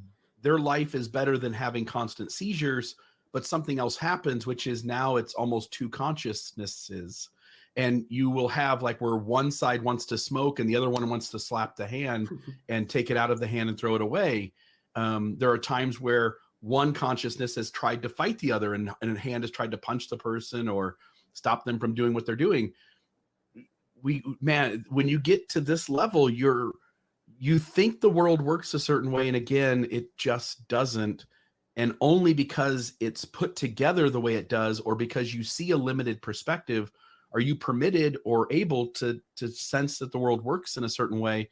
But when you disrupt that, dreams, the lobotomy thing, seeing macro, micro level, sensing that time and space isn't fundamental, you start to sense that the world, you really are only seeing a fleck of what is possible to see or to comprehend. Mm-hmm. So with these alter egos, there's some interesting studies that really show how weird this is and how real it is that these are separate consciousnesses. One individual claimed that one of her alter egos was blind. They hooked them up to, I think, an EEG. And when that alter ego took over, like the visual cortex, that just wasn't happening. What gets even weirder is there's been studies where they've pried into, evaluated the dreams of these people with dissociative identity disorder. And this is from one of the studies. Among 43 patients diagnosed with dissociative identity disorder, 57% indicated that their alter personalities presented as dream characters in their dreams. And sometimes when they would ask the person to recall a dream, the alter egos would all recall the same dream from different perspectives in the dream. So again, this is another example of a consciousness, a macro system experiencing itself in individual The Matrix is glitching all the time, isn't it? Yeah. And one of the things that really helped me kind of conceptualize this and this as a framework for reality, because this overlaps with like the Hindu idea that God essentially gets, I'm going to butcher it, but God essentially gets bored, goes to sleep, has a dream, and we're all little aspects of God in the dream, encountering herself and understanding. And then that's the point of this life, is to gain this coherence, this harmony. By the way, there's part of the Hindu narrative is this idea that really we are just God and part of God's dream. Mm-hmm. And so there are religions that without science, Yep. without anything near what we can discern today using technology, somehow arrived at that sort of idea long, long time ago. Yeah. I was reading this book on attachment disorders, and there had this really incredible, like 20 or 30 pages where an individual with dissociative identity disorder had transcripts of their therapy, where over a several year period, all of those alter egos healed and they joined together into a coherent, cohesive consciousness. And it wasn't that any individual alter ego like disappeared. It's that they healed and they were able to work together in harmony. And that's, again, this is this idea, Buddhist, Hindu, indigenous cultures of enlightenment and meditation and nirvana, et cetera, is that recognizing that we all are different aspects of the same consciousness. And then this is what Christ taught too, be there for one, even as the Father and I are one, and do unto others as you'd have them do unto you. Love God, love your neighbor. Those are the two rules. Well, God is your neighbor, so that's basically one rule, which is just love. And when you saw other people that were naked, sick, in need, like those, that was me. It's all kind of in plain sight. And then you look at the atonement too, or this, particularly in Mormonism, I think, has this idea of the Garden of Gethsemane, that it was this experience that he transcended time and space. So he felt all suffering, not just human, but all suffering, felt the experience of everything, all sorrow, pain, joy, death, etc., for humans and animals, transcended time and space at 1 mint. I mean, again, it's in plain sight that this was a mystical experience, and it wasn't that Christ was doing something that we all need to sign on to. I mean, he was, there's this idea of like the return of Christ in this more new age concept is like, oh, it's just Christ consciousness. Christ isn't going to come back. It's just this idea, this understanding, this experience that we're all interconnectedness or interconnected. And the secular, so I'm an advocate for secular Buddhism. It's something that's had a deep impact in my life the last 5 years. And there are moments, again, I don't share, my ayahuasca experience might be the one exception, but I've never shared consciousness with anything else that I know of. That's just not reality for me. But I've had these moments where being present, being self-aware that I'm aware, there are things happening in a room and I can lean into seeing the other person and really feeling their experience. It makes us more compassionate when we sense. I've been like in a bar once and I could just tell this other person was being bumped into in a way that I'd never perceived before. And I was able to like slow the situation down and meet them where they were and have this conversation where like, I get it. I saw what just happened and let's talk about that. It makes us better human beings when we can hold space for what other people are experiencing and feeling. And it's not in this magic way of like, oh no, we had the same brain, we both experienced it together. No, it's that you can sort of hold space for what might be like to be that person in that experience. And like you said, to the golden rule, to do unto others as you would have them do unto you, to sense that they are you under a different set of circumstances. They are part of this universe in the same way that you are. And hence, let's do my part in this moment to reduce suffering in the world. And I would push it further in that, I mean, again, going through this scientific and I think very logical, although not materialist perspective, in some ways they have the same brain because they come from the same brain. This is where like lucid dreaming, I think, again, ties into this idea. So, if we see that dreams are an example of a consciousness subdividing and an experience of like you feeling like you're just a separate individual, but you're part of a macrocosm that is all actually coming from the same source. Lucid dreaming is this idea, and I've played around with it a little bit, but it's this gaining the awareness while you're in the dream that it's a dream and that it all actually is coming from you. And there's different levels. I mean, there's a lot of good scientific work on lucid dreaming. One scientist in particular studied it, and it's fascinating because it's been able to be very scientific because they're able to train people who can lucid dream.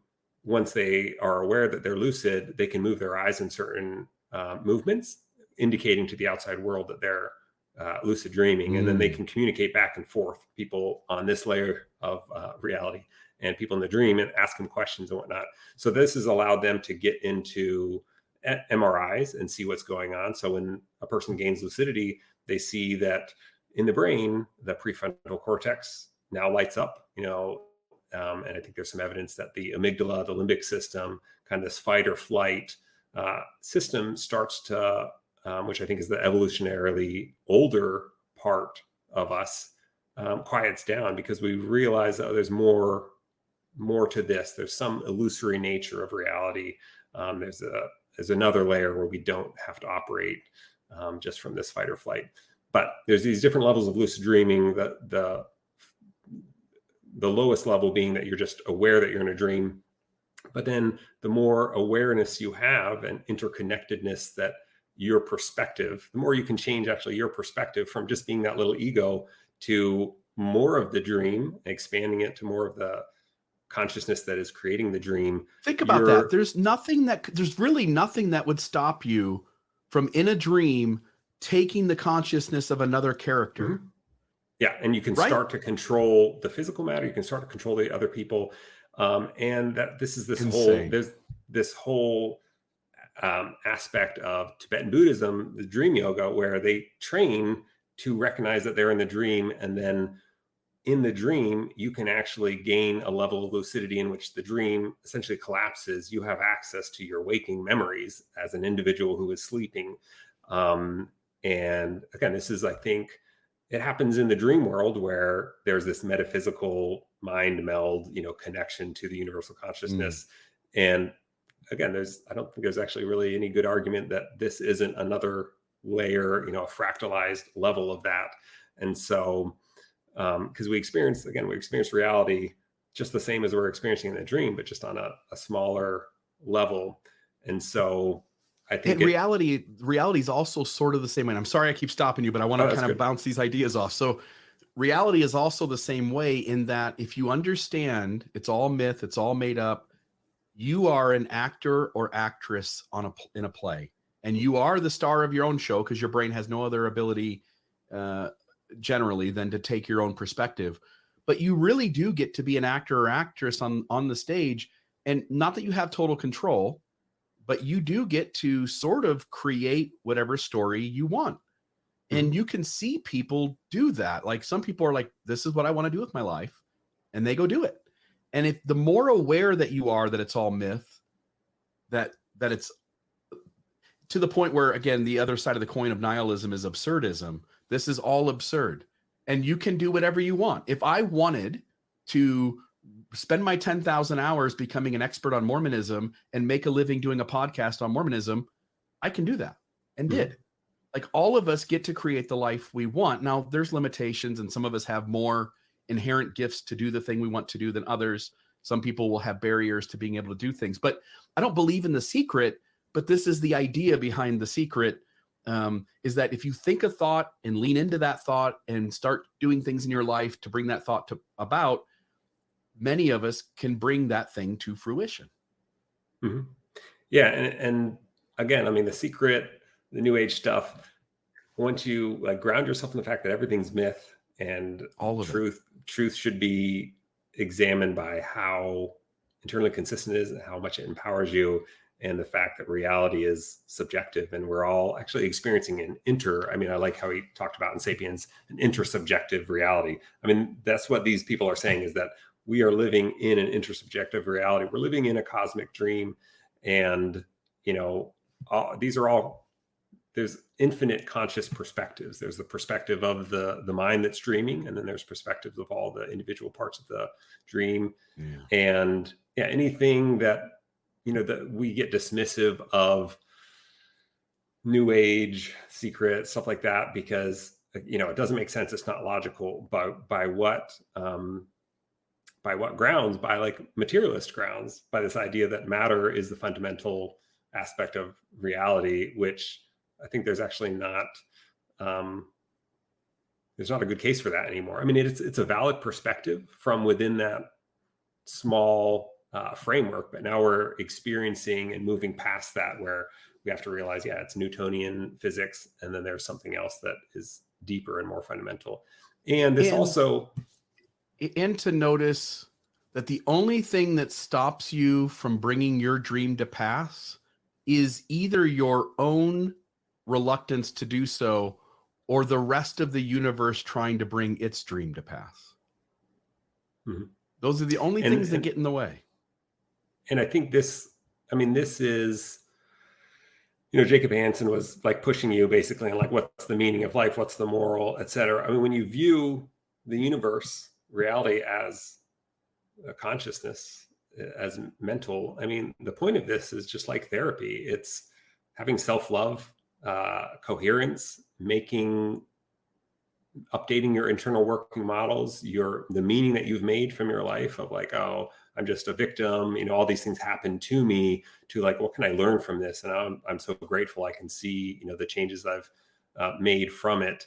And so, I mean, the point, and this is essentially internal family systems therapy, where we're all different parts working with each other. And I mean, I think the mind blowing, or the really salient things that come out of this are, that there's a oneness of everything, that everything comes from one mind.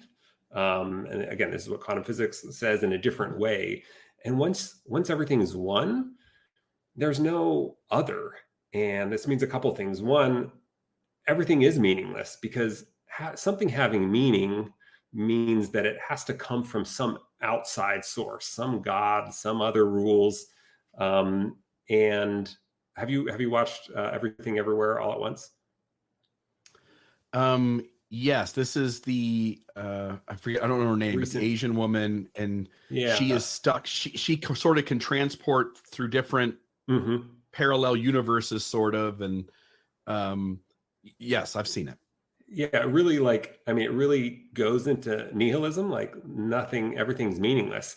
But then the other side, once you break through that, you realize that everything's meaningless, which is this beautiful blank slate that you create. We, as a universe, as the cosmos, we create the meaning, and we're all fractalized, and we can connect with, the more we are connected with this consciousness, the more lucid we are in the dream. Would you rather be in a situation where meaning comes from some outside God, you have to live by some other rules, or be in charge of creating the meaning? And then once you're in charge, just do what makes you happy and content, and doesn't hurt others. Right. And because you are others. And so like, that is the goal, is this cosmic therapy, essentially. This oneness, once you have this oneness, it changes good and evil to this like positive and negative polarity, light and darkness, where the goal isn't, there's no other place to condemn people to. There's no hell to cast people out to, because it's all part of you. If you define yourself as, have a broader definition of yourself, which I think is the goal of enlightenment, meditation, and raising awareness. And so just like in therapy, it doesn't really work if you go in and you have these parts of yourself that you hate, and like, the shame and this guilt.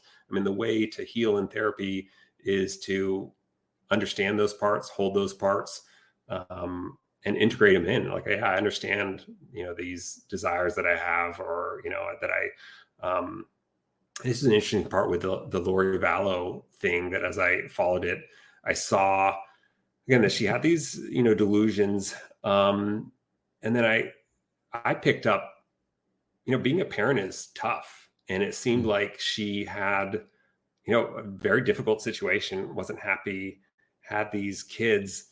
And in Mormonism, I think on many levels, sexuality, parenting, these gender roles, there's so much expectation and so much guilt and shame for like not maybe fitting into it, or saying that like, hey, this is hard, I struggle with this, that instead of accepting that and coming to terms with it, people are killing their spouses, or they're like going further into these delusions that, that kids are possessed with things. So, I mean, I think that again, the point is to integrate in the darkness, do the shadow work. And it's a very different perspective on life when you see other people, and you can't call them evil. You have to understand where they came from, why what they're doing is unhealthy, and protect yourself and protect other people, but humanize them and recognize that they're an unhealthy, wounded part of a bigger system. Totally. We just started a new TV show, Succession, and I've watched shows like Ozark or Breaking Bad. And you begin to realize when you watch a really well-written TV show that is going into kind of the humanity of life, you sense that really every other human being is you under a different set of circumstances. And it does allow you to have more compassion. And, I get criticism from the believing side for this, but I don't believe in free will.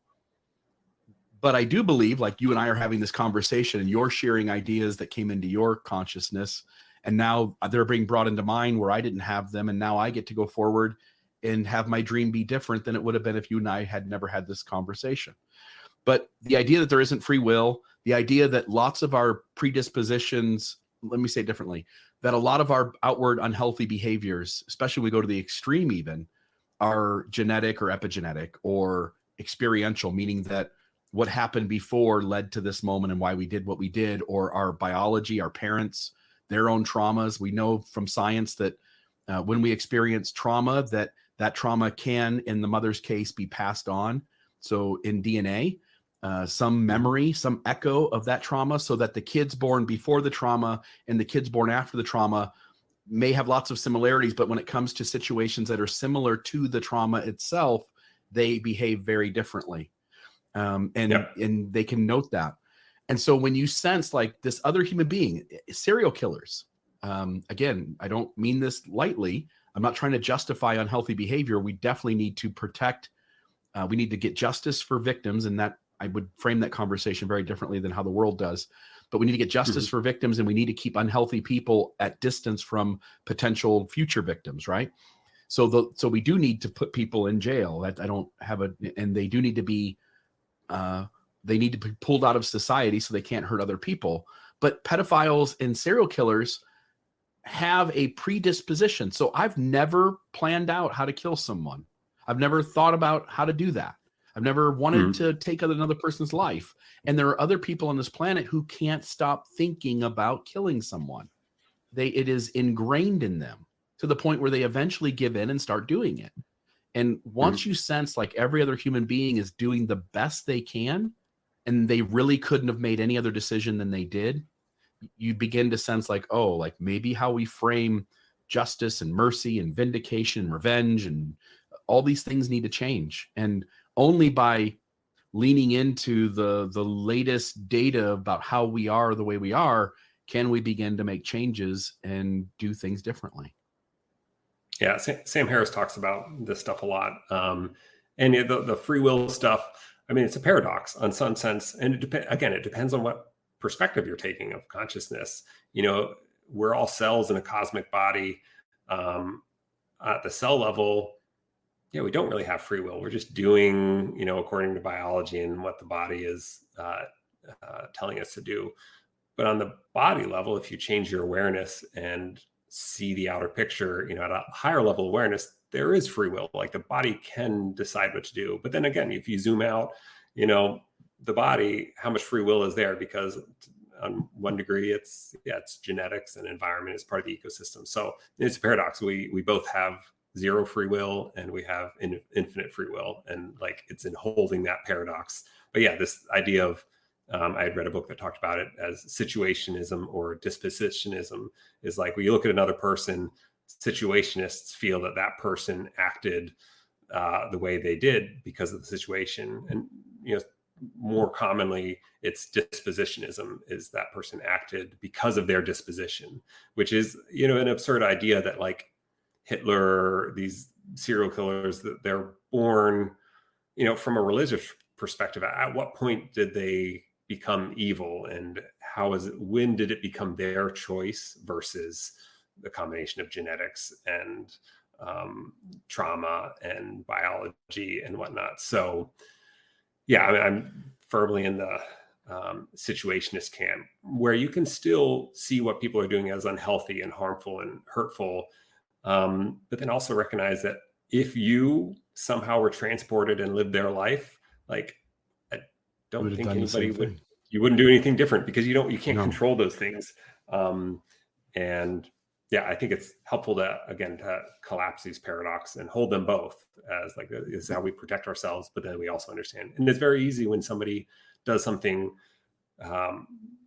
horrible, and then you find a brain tumor that's pressing on their amygdala. This is one of the examples that Sam Harris uses, of somebody who went up into like a college campus tower and shot all these people. But he had been seeking out help for years before, trying to figure out what was wrong. And then he asked for an autopsy in his letter, and then they found a tumor pressing his brain. So like, it's more easy for people to say, oh, it's not because he was evil, it's because of this biologic thing. But then how is that any different than somebody growing up in a childhood abusive situation? So yeah, it is, not to go off on a tangent, I'll just say it just because it's interesting, but the irony, the same sort of smart people thinking through these kinds of crazy ideas both believe perhaps there's no free will, and also the idea that if you stretch your mind, there is science to suggest that there might be parallel universes where you're out there, everything about the universe is the same, except you're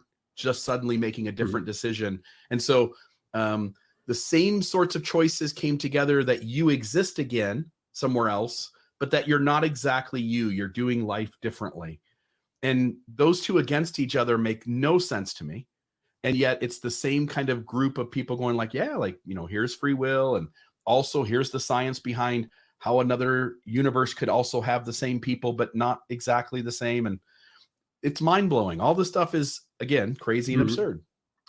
Well, I think, again, that in idealism, I mean, all these paradoxes are much easier. They're not easy, but they're easier to understand. So this idea of the multiverse, the many worlds theory, if you're a materialist, it gets really complicated, because every interaction, you have to make room for this other universe that spawns and is stored somewhere in like time and space.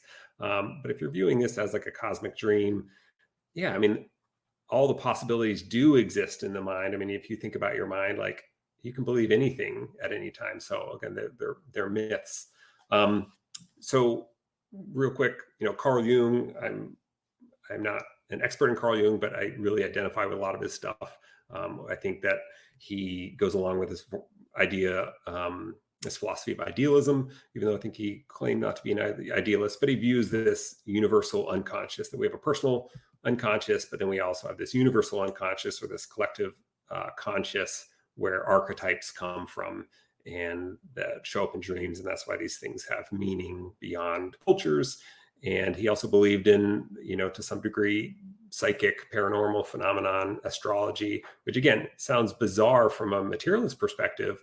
But if you're in a headset, or if you're in a dream, and everything is a reflection of like the greater consciousness, or the system, the simulation that's running the headset, or in Donald Hoffman's framework, where he shows that, through all of their computer simulations,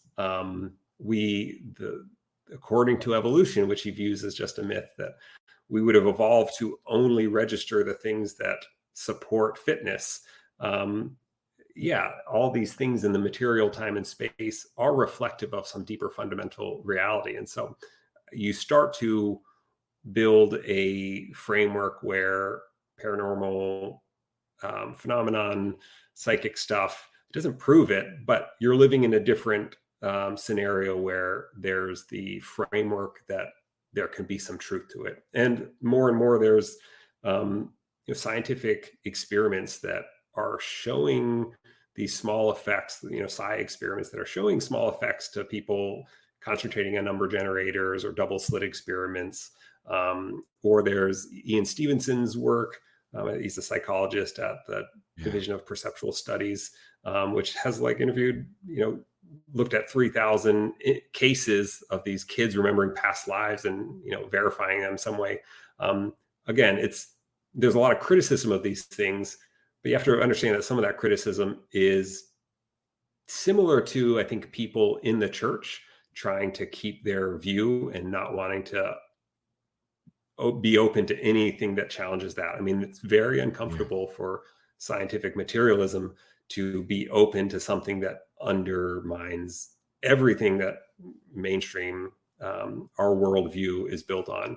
And so not the that double all of slit these things stuff are true, but the double slit stuff is this back to this particles and waves, right? When there's an observer, if I'm not mistaken, is that what we're talking about?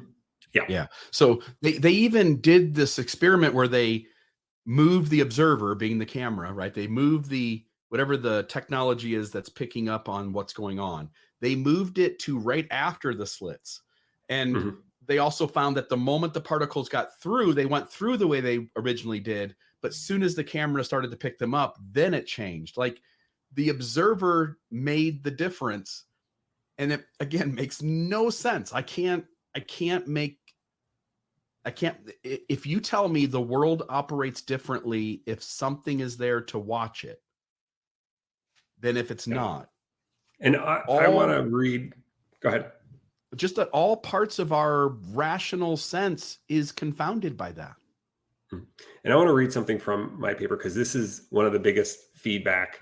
And just FYI, I probably have about a half hour left today. Okay. So we can either split this into 2 parts, or we can pick whatever is most important to you. Yeah. Maybe we won't get too much to the Mormonism tie into this, but great conversation, so this is, by the way. Yeah, I enjoy it. This is the biggest pushback, I think, of anything that we've covered when I've tried to post about our podcast. Is there's skeptics, materialists are very triggered by quantum physics being used in a discussion with spirituality. I think for a couple of reasons, because people that are in kind of this new age spiritual space, I mean, they're not coming from a skeptical materialist perspective. And so they don't have to go through every logical explanation. They're understanding the world in an idealistic perspective and just viewing quantum physics as hey, look at the principles that apply here. We can apply them at a large scale. Whereas skeptical materialists are how can you make that jump? And they view it as an abuse. And so I've noticed very triggered by this. And I think there's some validity to that. And what I tried to do, and I think this is what I bring to the discussion, is I have a background in science, not in physics, but bioinformatics, and feel like I understand this enough where I try not to make any conclusions that aren't supported by the science, but at least look at these at a very low level and say hey, this at least shows us that the universe doesn't operate in the way that we are comfortable thinking. And this does, I think, support idealism. So I'm going to read about the double slit, because again, people don't often understand this. And so they can jump to other conclusions, but I think there are some really important things that that we can find from this. So let's cover a few concepts in quantum physics, starting with the double slit experiment and the observer effect. This is a classic experiment showing the weirdness of quantum physics.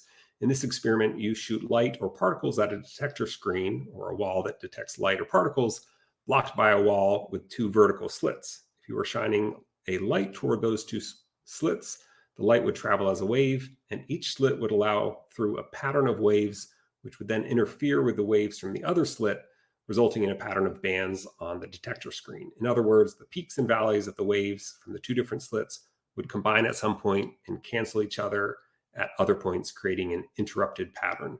If you covered up one slit and instead shot atoms at the wall, you would see a single vertical band showing that the atoms pass through as you would expect a particle to do. However, if you uncovered both slits and shot the atoms, you'd end up with a pattern of vertical bands on the screen, showing that the patterns somehow behaved as a wave, interacting with each other in an interference pattern. Even odder, if you shoot the atoms one at a time, you get the same pattern of bands. It's as though the atom is interacting with itself, somehow going through both slits simultaneously, interfering with a version of itself going through the other slit, yet later being detected in only one spot on the screen, influenced by that interference. One by one, the atoms strike the screen and result in the same pattern of bands, indicating wave-like behavior. It gets even stranger. If you set up an experiment to monitor which slit the atom goes through and then rerun the experiment, you no longer get wave-like behavior and instead see just two bands, showing that there was no interference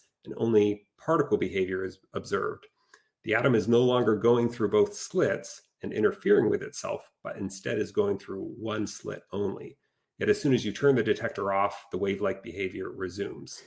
And then I say, if you're lost, take a moment and watch this excellent video. So it's much easier to visualize this than read about, which is true.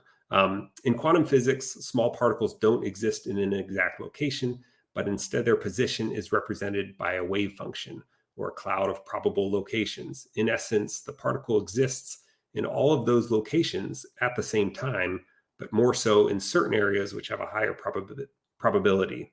The concept of a particle existing in all of those locations at the same time is called a superposition of states.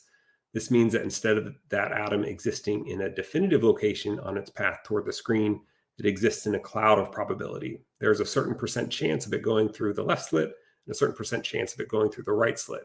Until we observe the atom and pin it down to a definite location, it exists probabilistically in all of its possible locations at the same time. Once observed, those many different possibilities collapse into just one reality, according to some physicists who choose to throw out all of the other possible states, which were all affecting the experiment until that moment of observation. Other physicists adopt a view that I feel more cohesively integrates with the study of consciousness and idealism, which is that instead of the waveform collapsing, the act of observation merely anchors your perspective to only one of those parallel timelines from that point forward. Integrated with idealism, this means the other timelines still exist in some other aspect of the infinite universal consciousness. This is where the idea of many worlds or the multiverse comes in, a weird idea, but one that many physicists are adamant is the only reasonable explanation for the results seen.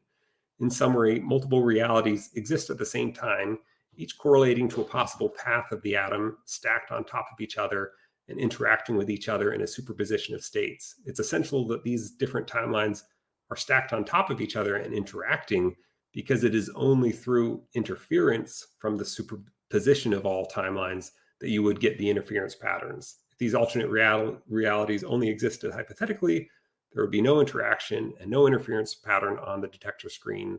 Then the moment the atom is measured or observed and pinned down to a location, the superposition of timelines ends, and you only observe that one reality from that point forward. Before the detector, go ahead. I'm just going to say, it's like the adage of, if a tree falls in the forest, if no one's there to hear it, does it make a noise, combined with Schrodinger's cat.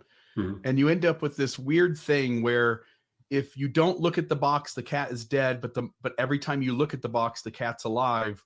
And you can do the experiment multiple times, and it always turns out that when you're observing, it goes one way, and when you're not, it goes another. And to me, it's insanity. Like, we can't even wrap our brains around this. This is so weird. Yeah, two more paragraphs here, and then I want to bring it back to idealism, because again, I think idealism makes it a little less weird, because you're realizing that your conscious experience, you're just kind of one camera angle in one perspective in this dream. Before the detector is aimed at a slit, this moment of measurement doesn't occur until the very end, when the screen detects one atom strike, allowing the interference to happen all the way until that point, which over time results in a pattern of interrupted bands. However, when there is a detector aimed at the slits, no wave-like behavior is seen. This is because the multiple timelines are in a superposition only until the moment of observation, which is now occurring at the slit. From this point, only one timeline is observed, thus eliminating interference from the superposition of timelines in which the atom passed through the other slit. Therefore, without the interference, you only observe two bands on the detector screen. This phenomenon that observing changes the result of an experiment, and therefore the reality you experience is called the observer effect. The concept of a multiverse where timelines are in superposition until a point in which only one timeline is experienced is bizarre, but much of this bizarreness comes from trying to understand this experiment from the perspective of materialism, which is why we explored consciousness and idealism first. In materialism, the concept of a multiverse sounds absurd. Some physicists reject the idea of a multiverse in favor of a more convoluted explanation because they don't want to account for how a physical world splits and where these infinitely branching other universes exist. It's messy from a materialist perspective, where you identify your perspective as an observer, as being separate from the world you observe. When you try understanding from idealism and the perspective that what we are experiencing is infinite consciousness of which we are a part, rather than an objective physical world, the idea of our experience winding its way through a cosmic choose-your-own-adventure book is a little easier. Overall, I'd suggest the takeaway from the double-slit experiment is that there is a relatively simple, undisputed experiment which defies conventional wisdom, and to which a seemingly bizarre explanation involving a superposition of timelines appears to be the simplest and most elegant explanation. Reality does not follow the rules you thought it did. Additionally, there is some aspect of reality that is pregnant with different possibilities, and our act of inspecting reality draws us into one of those possibilities. The degree to which you can impact this phenomenon and how to do so is a philosophical discussion for another day. Meanwhile, Jacob Hansen is trying to convince me that the collective witness model is the best way to get at truth. So with that said, that last paragraph you read, Gabe, in layman's terms, describe this, because I can't, and maybe you can't either. Maybe we just have to leave it with these kinds of words that have our brains stretching to even begin to make sense of it. But in layman's terms, is there anything we could say to the audience that would help them grasp what it is rather than what it isn't, but which they see? I mean, I think going back to just this idea of, when we look at dreams, we recognize that reality is, we experience matter in dreams, we experience physical stuff, but we actually don't experience matter. We experience consciousness. And so it's a way for us to observe that we can, the reality we experience could possibly, and very likely is, it's a experience of consciousness as part of a larger mental system, and that we're the red blood cell in something bigger. Yeah. And we can also, through breath work, through fasting, through religious experience, meditation, psychedelics, people have, and these experiences have been really impactful throughout all of history, have experienced the ability to change the perspective, from the red blood cell to the body or to another red blood cell. Just like in dreams, you can change your consciousness. That essentially, I think what I try to do is allow people to realize that, materialism, it's a framework, it's useful. But when we're dismissing things, which I think is very easy to do once you leave and you deconstruct Mormonism and you're in free fall and you want to hold on to something else, a lot of people switch to the religion of no religion, where they're sure that they have all the answers and it's just materialism and whatnot. But there are very scientific theories that show that what we think we know, we don't quite know, and that we should be open to things being a bit weirder than we think. And if we're dismissing things, why are we dismissing it? If we're dismissing it because of time and space, and no, things can't happen across a distance. We see that fundamental aspects of physics don't happen in that way, bounded by time and space.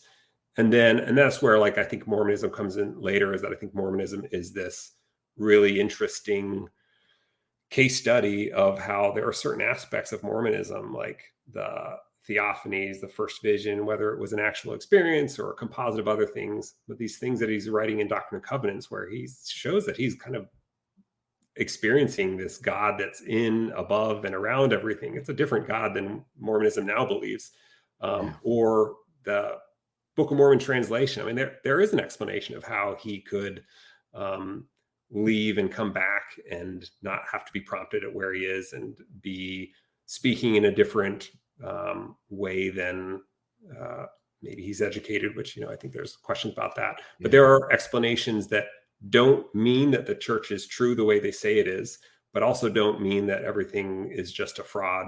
And it actually is a bit of a pointer towards, that there's some, and it's a combination, with the Book of Mormon, there's a combination of his subconscious, but then there's also this universal unconscious, or this interconnectedness that I think explains why all of these esoteric religions overlap: Gnosticism, Freemasonry, Rosicrucianism, Eleusinian mysteries. There is a lot of overlap, and like it's important to discover why. So I've got a few minutes left. My 2 cents is, by the way, you can do whatever you want, but my 2 cents is I'd love to do a part 2 and we can finish the rest of the outline. The conversation to me is just, I would, when I get together with my friends and we sit around the fire and have an adult conversation, this is the stuff that we're talking about. Mm-hmm. And so I want to throw a question at you. I've listened to Hoffman pose the ideas of, hey, we're all wearing VR headsets, that consciousness came first, that time and space came after, and time and space isn't fundamental to the universe. But there still seems to be rules. Let me give an example. In a dream, if I have flown in dreams before, I've been able to fly, be a superhero essentially, right? Mm-hmm. But in this reality, whatever the rules are, it seems like it's not just I can come up with an idea and be able to do anything. I do bump up against something that has constraints, that maybe reality doesn't work the way I thought it did, but it's not a free-for-all either. Mm-hmm. And I just wanted to get your thoughts on, there are rules, and some of these rules maybe are fungible based on an observer, but some of these rules seem not fungible. And do you have any thoughts on that? Well, I mean, going back to like the dream perspective, so in this dissociative identity disorder, so in those experiences, different parts of a consciousness are interacting in a dream. And like in Sapiens, he talks about an intersubjective reality, where it's something that is a product of one person's reality and the other person's reality, and is dependent on what those both bring to it. And so in a dream where you have these two alter egos that have vastly different perspectives and beliefs, there is some leveraging of, what the reality is that is happening is a leveraging of what the one person believes and what the other person believes, because they're both part of this greater consciousness that is putting on the play. And so and that's why these phenomenon are very difficult and hand wavy to explore, is because you have, there are experiments that are showing these things, but it's the reality we experience is an averaging or a leveraging of what I expect reality to be, what you expect reality to be. And different things happen in these little containers like you had with ayahuasca versus another container where you're full of skeptical people. And that sounds very hand wavy and weird, but I mean, I love it. So if we all collectively created a new reality in our heads, like we all could just combine together to expect that reality worked a different way, this research seems to suggest that maybe it would then do so.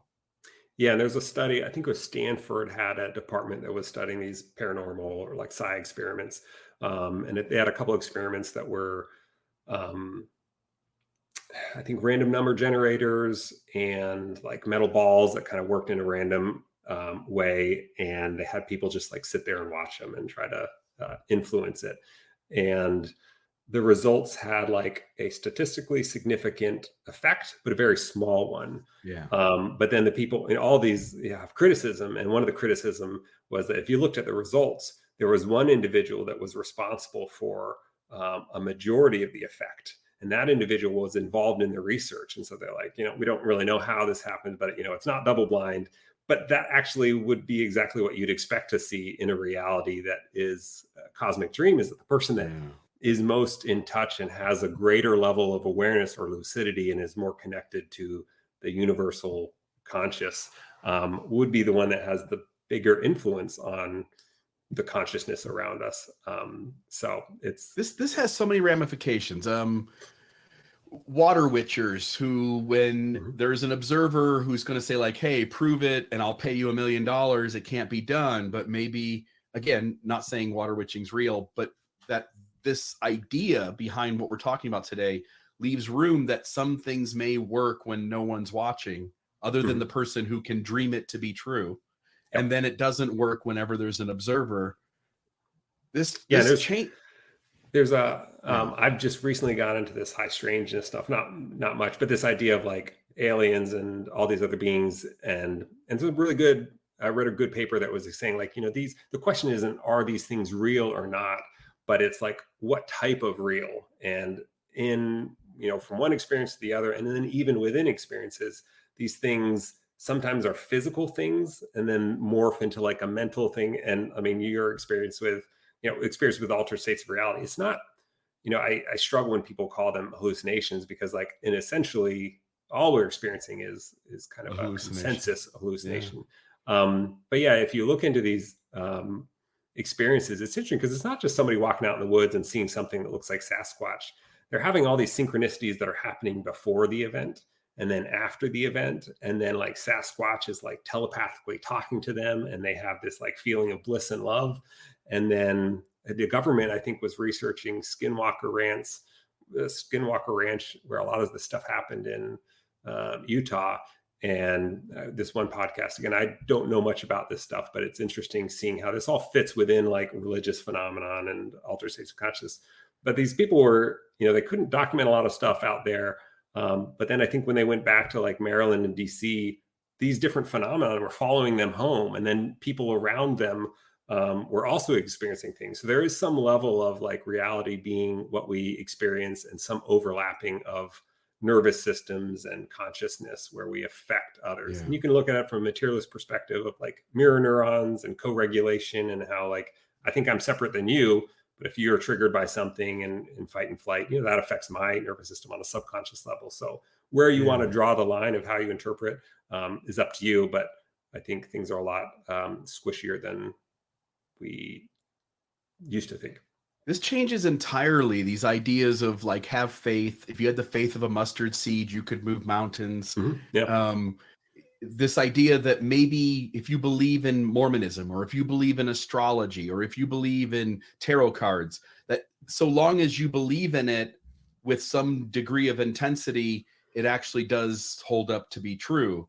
Hence, if it didn't, you wouldn't believe in it, right? Like, Hmm. so you get the results that you need for it to justify the belief in your mind, but on some level, you're exercising faith at some point until the results kind of suggest that such a thing is true. And so you can play in this mind space. And again, please folks, hear me. I just love the conversation. I don't know what I believe in this space, but I do know that some science, as Gabe, as you pointed out with like the double slit experiment, things are not as we think they are. It opens up kind of a Pandora's box of what world can I create by my own intentional leaning into that, and what kind of world could we all create if we collectively put our intention and lean forward into that. And man, and we're only, I don't even think we're a third of the way through this conversation, Yeah. And I so think, there's a lot of yeah, places just to go. and I think like going into Mormonism, like this makes a lot more sense that how Joseph Smith could actually believe that he was translating a record, and that, he likely really thought they were gold plates because he saw them to some degree. I mean, in Yeah. D. Michael Quinn's book, he's talking about, there's a couple of accounts where he told somebody that there was a frog in with the plates in the stone box that turned into a person. So I think he was seeing these things. How he was seeing them, Yeah. it doesn't matter so much. Psychedelics are just his own predisposition. But then at some point, he probably came to view these as like, oh, I'm actually not going to get them in a physical realm. They're some sort of other dimension that they live in, but I can still channel this from this other dimension. And then probably, made some props that helped other people buy in, or maybe he thought they were like a amulet or something that could help along with this. But I mean, I think it opens up for a much more cohesive narrative that explains how he probably believed a lot of these things and experienced some of these things, and groups experience these things. And this is why Emma actually probably really believed it, because she didn't have any other way to explain it too. Yeah. And I would only add again, this is bumping up against me a little bit. So I am, for anybody out there who is just wanting to dismiss this out of hand, you would first need to explain to me rationally particles and waves and double slit experiments in these fields of science and quantum mechanics before I will accept from you that we have it all figured out. And until then, I think it is fun. And if we humans are going to continue to progress and become more complex creatures through what is known as the evolutionary process, we're going to need to tinker in this sandbox and begin to let whatever the data comes out in the experiments, we're going to have to begin to start to philosophize around what those rules are and why it works the way it does. And until we do, this opens up a Pandora's box to reality as we perceive it versus whatever the actual rules are of how the universe works being night and day different. Yeah. Yeah. Cool, my friend. If you want, Yeah, like, we can get together another day. I'd welcome next Sunday morning, maybe, and 9:00 for a couple of hours, have this chat and All see right, if we can get further into this. Let's find another time to connect. Thanks for meeting up. I love it. By the way, your followers obviously will know who you are and what you're doing. I'm sort of generally known kind of on a larger space, but I'd like to give you a moment for the folks who are listening to this on my end. They're not going to have a clue where to find you. Would you mind just sharing where people can locate more of these conversations from you? Yeah. So my friend Elvin and I started a podcast, Mormons, Mystics, and Muons, so it's on Apple and Spotify and also YouTube. With the overall goal of integrating these things, psychology, philosophy, science, esoteric traditions, and trying to figure out how, have the idea of reality into a more comprehensive narrative, kind of continuing on the work on the entheogenic origins of Mormonism, psychedelics, but viewing it in a broader context of like states of consciousness, because that's what this research is showing, that it's not really what way you get there, but there are states that can be accessible through different ways, and that not only much better explains, I think, Mormonism and religion and esoteric traditions together, but also reality and what the meaning of life is. So yeah, you can find us on that podcast, and thanks for joining us. Yeah, folks, if you loved this conversation, by the way, I hope that folks who are watching us have this, wherever they're watching it, will engage. We'd love comments, questions, thoughts. This is such a fun sandbox to play in. And we are just on the front end of being able to say anything about it, what it is or what's going on. And I'm one of the most phenomenal conversations I've been a part of. Thank you. Thanks. Yeah. And that's my goal is to put this out there, because I come from a very skeptical, rational, materialist perspective. And then I had some mystical experiences endogenously. And our most recent episode was on this, reviewing this study of what they consider spontaneous spiritual awakenings or Kundalini awakenings, and how they overlap. They surveyed all these people and how they overlap with psychedelic experiences and sensory deprivation experiences. And so that kind of forced me to backtrack and figure out, well, how does this mountain peak integrate with everything I believed? So that this has been a product of me putting together and feeling as a very rational, skeptical person, that at some point it gets to the point where you have to be more irrational to dismiss all of this stuff. And so I'm trying to put out something that helps people kind of baby step from logic and explore some of these things, but also interested in other people's feedback and what people bring to the table. Because there's all these different kind of stool legs, I think, that people are developing in terms of this book on dissociation and Joseph Smith, and this work on psychedelics, and work on automatic writing. I think it all fits together. And I think it's fascinating to see where Mormonism research goes. one more thought is, as I'm having these conversations with Jacob Hansen, and we started to get into the two terms of logic and reason, and how logic tackles things really from one perspective and is one thing, and reason is tackling something from another perspective. So logic is kind of the flow chart. It doesn't matter whether something in and of itself is absurd. It's, if all dogs are aliens and all aliens are from Mars, then all dogs live on Mars, right? Or from Mars. And that's logical. But reasonable is like, what does the data say about what dogs are and whether this actually holds up as being true? But in this arena, logic and reason are at odds with each other. And we can think of very few places in the world, in science or in the reality as we perceive it, where those two things are butting heads. And what is reasonable, backed by data, science says this is what's happening, we can't dispute it, it's not logical. And what's logical can't exactly have legs under it. And I'm kind of in awe of the conversation we had today. These aren't new things to me, but anytime that I'm in this sort of conversation, I am it is kind of a state of wondering what really is real and what isn't. Yeah, it's fascinating. And I think it's, we're on the verge of a shift that I think is what happened with Galileo and the model of we swung very materialist that during that time, and it was helpful. But now there is some level of crisis in science that, and there are certain people that are proposing a way through it. And Donald Hoffman, I think, is really fascinating because he's very scientific. But then at the end of his interviews, he talks about how, hey, these things line up with indigenous spirituality, and he meditates a couple of hours a day too. So, and you're seeing that in psychedelic research too, like Roland Griffiths, who restarted psychedelic research. And he got into it because he was about ready to quit science. I think he was doing his meditative practice, and then he found like, hey, there's this whole new level of science that incorporates it. So, do you think we're in a simulation? I mean, to me, that's the easiest way to explain that. The simulation, I mean, it's a simulation with no creator. Like the simulation, it's the mind. The mind makes no sense. Simulation. And all of our minds, which is really one mind anyway, works to create it. Yeah. And it's infinity experiencing itself. Yeah.